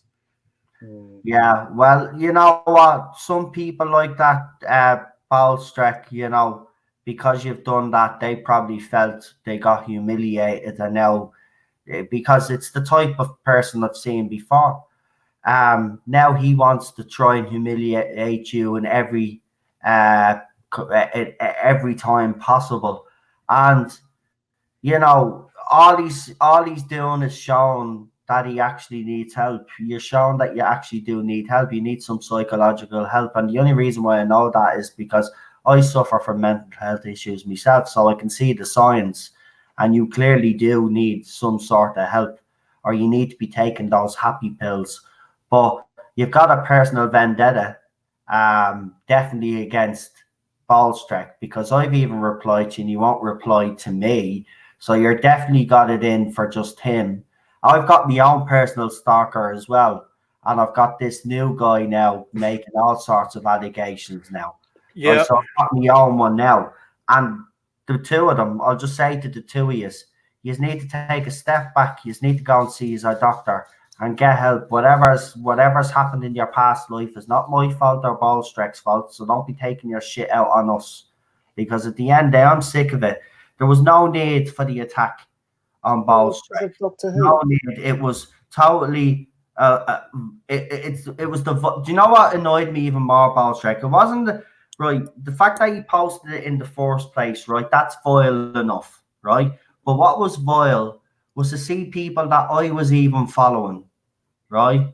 Because I knew they were pro Jodies, but they were never bad to me. They just ignored me. Oh yeah, no, I was actually shocked at some of these people. This shows you it's a cult mentality. That's what I mean. Even people that I didn't even expect come out of the woodwork and were reposting this, and then they were reposting their own little like. Is that the way we're going to do things now? You can't have a constructive argument, so you go around and you just want to go make vile. It is sick. It's. I mean, I've never been called that in all the time that I've been doing Doctor Who videos. I've been called sexist, I've been called a bigot, transphobic, you name it. But I've never been called that. Well, what happened with you on this morning with Daniel? That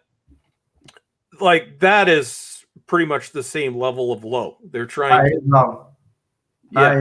What's Daniel? Daniel's never done that to anybody. No, he's I poke this fandom with a stick. Fair enough. If you want to take me on, fine. But to take on Daniel, who's never bothered anybody. No, he hasn't. I've never heard him say a bad word about anyone on there. No. I'm like I am. I wasn't so much before, but yes, I am very passionate in my videos. But I attack the public personalities. I have addressed them as a group, but not by name. I've even heard you say in one of yours that you won't attack someone personally. You know, you won't attack someone. You won't read out someone's name. I remember there was one video, which I can't remember what it was, that you actually were saying that this guy was doing this, that, but I will not mention his name. I'm not like you. I'm not going to have a go. Yeah. I can't remember which video. He's come out of the woodwork again too. If people start on my rules, I don't do it on YouTube, but Twitter, just the nature of the platform. If I won't go, as a rule, I won't go after anybody first. Yeah. But I will go after you if you come after me first. Yeah, but here's the thing that annoys me. Even after Balstrek has decided enough is enough, and he's decided to address certain issues, and he's done his response videos to certain individuals in the fandom, right? They don't take on board what he has said, right? He totally annihilates the argument anyway, right? Because you can see it from the responses in the comment section of his video and the comment section on his Twitter account, that when he puts up one of these response videos, everybody's in agreement with everything that he says. Now, these people say that he doesn't construct an argument and he doesn't make points. Well, they're obviously not watching these videos, right? Generally, they don't. Yeah, but the last time he destroyed a couple of people that were messing, were acting the maggot and start spreading vile stuff about him. back then and saying stuff about him.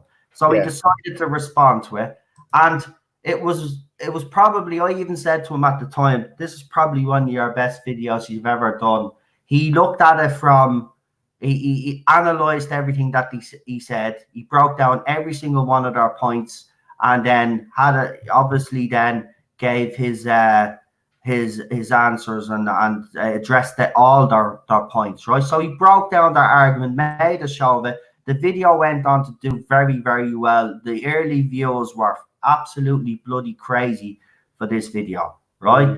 They didn't learn their lesson, and the person that this video was aimed at, right, has piped up again since this other fella has started.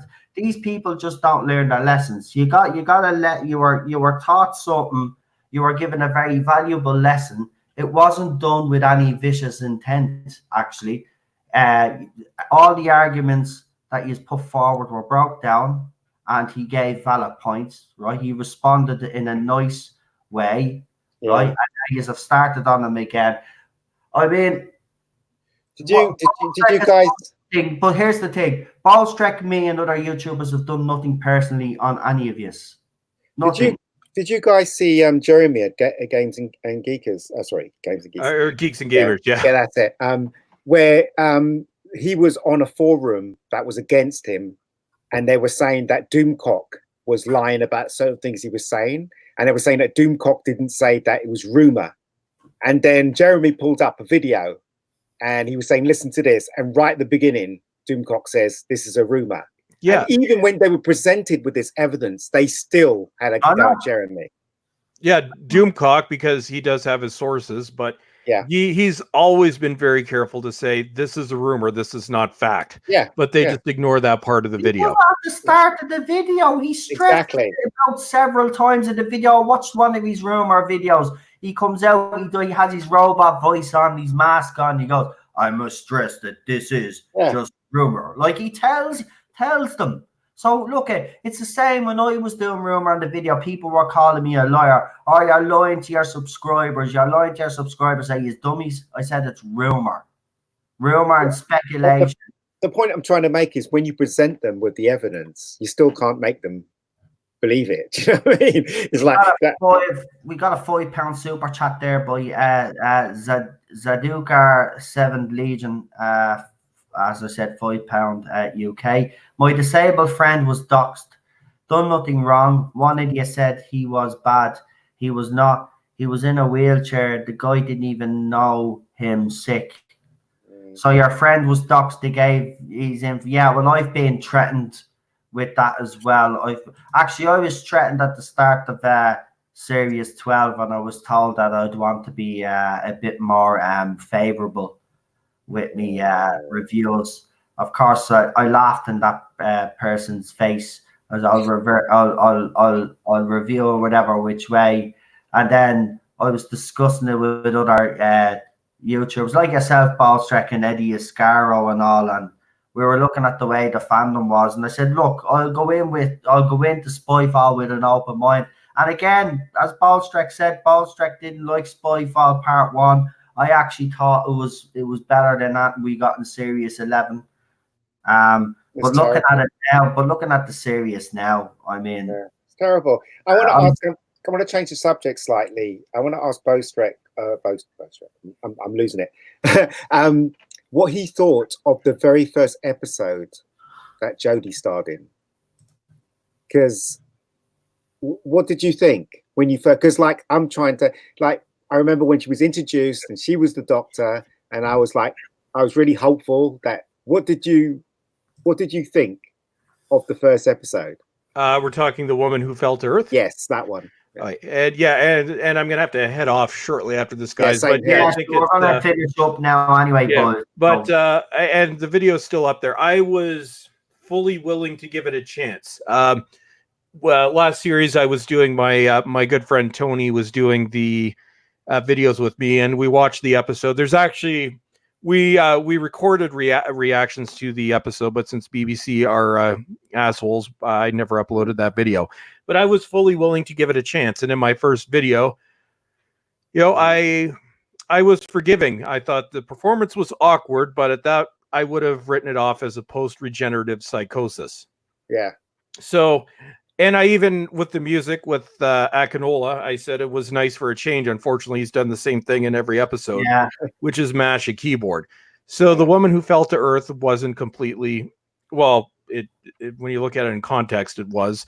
But from the way we were seeing it at the time, it wasn't completely terrible. And, you know, most other people who are now called haters, that's how they feel about it as well. So I thought it seemed to be a good start, but then as soon as the second episode hit, which was the Ghost Monument, which might be the most boring episode in Doctor Who history, but you have that first major scene where Whittaker is telling off the white male soldier, and we could see where it was going from there, and it just got worse, because then it was followed up with Rosa, then it was followed up with Arachnids in the UK, and then it was followed up with that Play-Doh puppet. I'll tell you what to do, lads. I'll let you sorry, Mega Geek, I'll let you just answer Ballstrek there now in a second. But then after that, then, lads, I'll let you give you our channel and I'll shout out, and then you can head off if you want. I'll read the chats here, and then, because I know Ballstrek has to head off and stuff, and you're getting tired now as well. And I didn't think I'd be gone for 3 hours, but there you go. We had plenty to talk about tonight. Go ahead, lads. Go ahead. I was just saying that I thought it was terrible from the get-go, right across the board, the first episode. Just, I wasn't forgiving at all. No. Everything about it was bad. Everything. I don't know now. I was critical, but I was critical. I have to say, I mean, when she fell through the train, I thought that was just stupid. I mean, like, you know, she fell from that distance. And I know people say she was still in the early stages of regeneration, but it was a bit of a stretch. And I just didn't like the early jokes. I'd already made, I'm going to be honest here, I'd already made up my mind about Jodie Whittaker before she was even on screen as the Doctor, because of the stuff I'd seen her in before.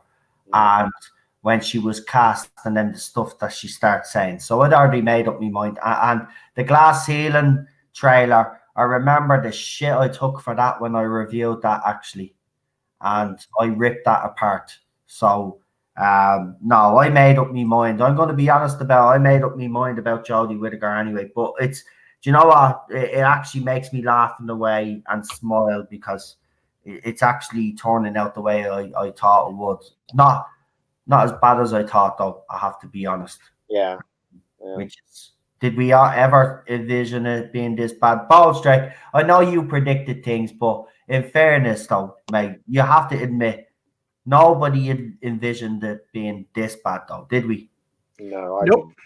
I never envisioned the show would become this bad, and I never envisioned that fandom would evolve into this. Just as we've been talking, I'm still blocking people. Like I said, and I'm not blocking people for disagreeing with me, but anybody that is still bringing up that thing from earlier this week, you're done. I don't want you on my Twitter. You're right, Ballstrek. And you know what? This time, I think you are right. You don't. If anybody is still tweeting that crap around, even though it's been proven and the person involved has actually said it's fake, if you're still engaging and throwing that about, well then, Well, I'm getting a lot of the...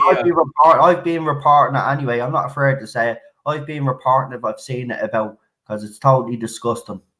And these people are facilitating this person in question. They could also be, they're all dumb.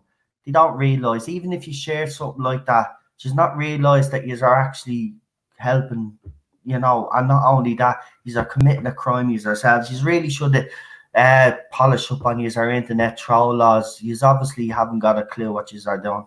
Go ahead, Ballstrek. Sorry, mate. Well, no, I was just saying, well, I'm going through it. I'm getting the usual, you know, you're a misogynist, the comments that I'm normally getting. Those, I don't care. I laugh. Yeah, you don't care about them. Yeah. But anybody that brings up that thing, here's another one. Let's see what to sing.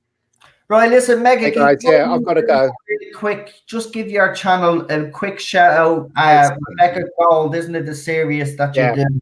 Let everybody... Just let us hear. I was actually interested. Do you know what I'll do? I'll do a separate stream with you sometime, and you can actually come on and let people know in a bit more detail what Rebecca's stream and the universe and what you're doing with it, and if there's any plans to bring it back. I'd really I need to have you on my channel at some point too. So I think we've been planning that for a while. Yeah. So we'll do a Rebecca Gold stream at some point. Thank you very much. I appreciate it, guys. Definitely appreciate it. But my channel's just it's a web series. It's only 5 parts. They're not very long. I did my best. A lot of people seem to like it. I got Daniel just tweeted me saying how much he liked it, which was really nice of him. So, check it out, guys. Just write in Rebecca Goldie series on YouTube and you'll find it. Definitely find it.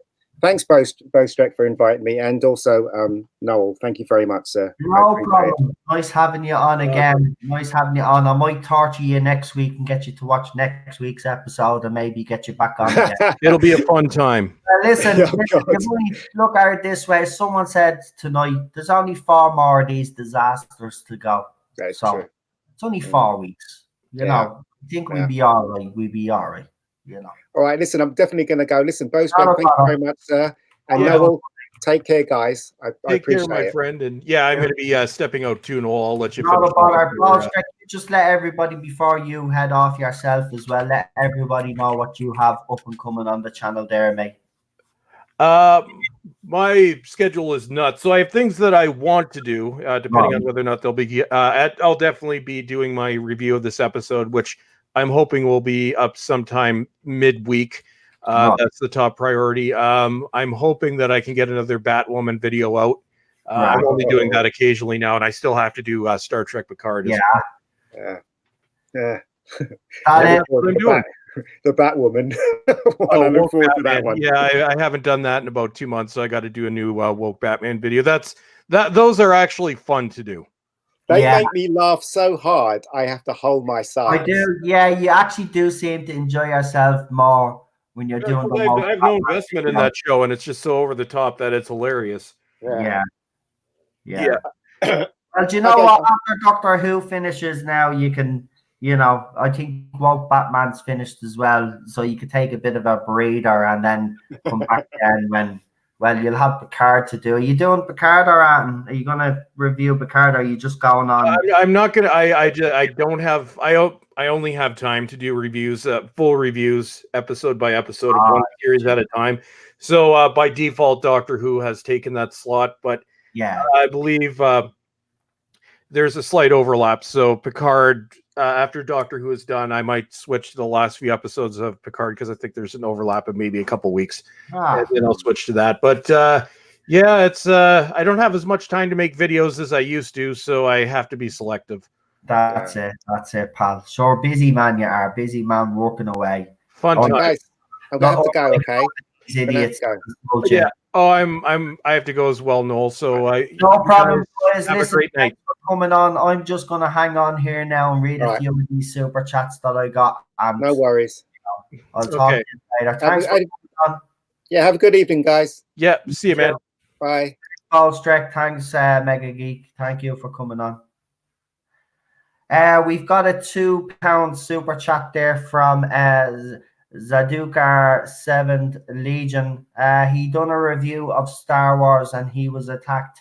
Yeah, a lot of the Star Wars fans have been getting it as well. If you have anything negative to say about the new trilogy, you're automatically attacked. It's actually disgusting. And Nicholas Horton with a £5 super chat. Thank you very much, Nicholas. And thank you, everybody that has actually sent me a super chat tonight. I really appreciate it. Soon we'll find out how bad Chibnall has ruined the Cybermen or cyber people according to the current agenda politics.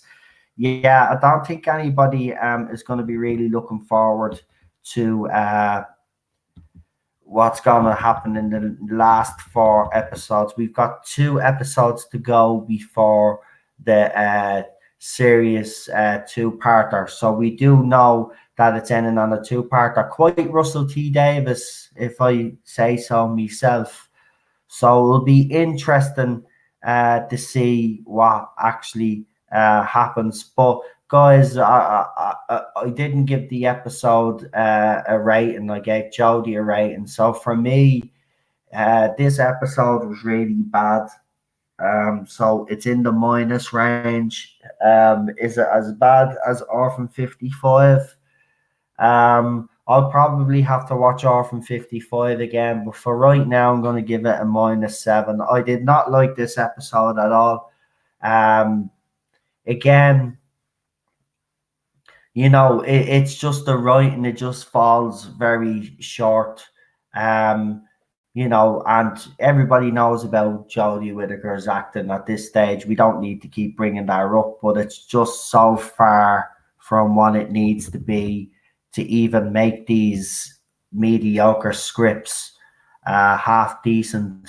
And unfortunately, you know, she just doesn't have it. And it's sad, you know, but we'll see what happens next week. Anyway, Chris has put Ballstreck's channel and everybody else's channel up on the live chat. Chris, Daniel, and all my other moderators, the wife and everybody else that moderated tonight, thank you for everything that you do in the chat. I really, really do appreciate it. And Daniel's YouTube channel is also up on the live chat. I would ask you and implore you all to support Daniel's YouTube channel, please.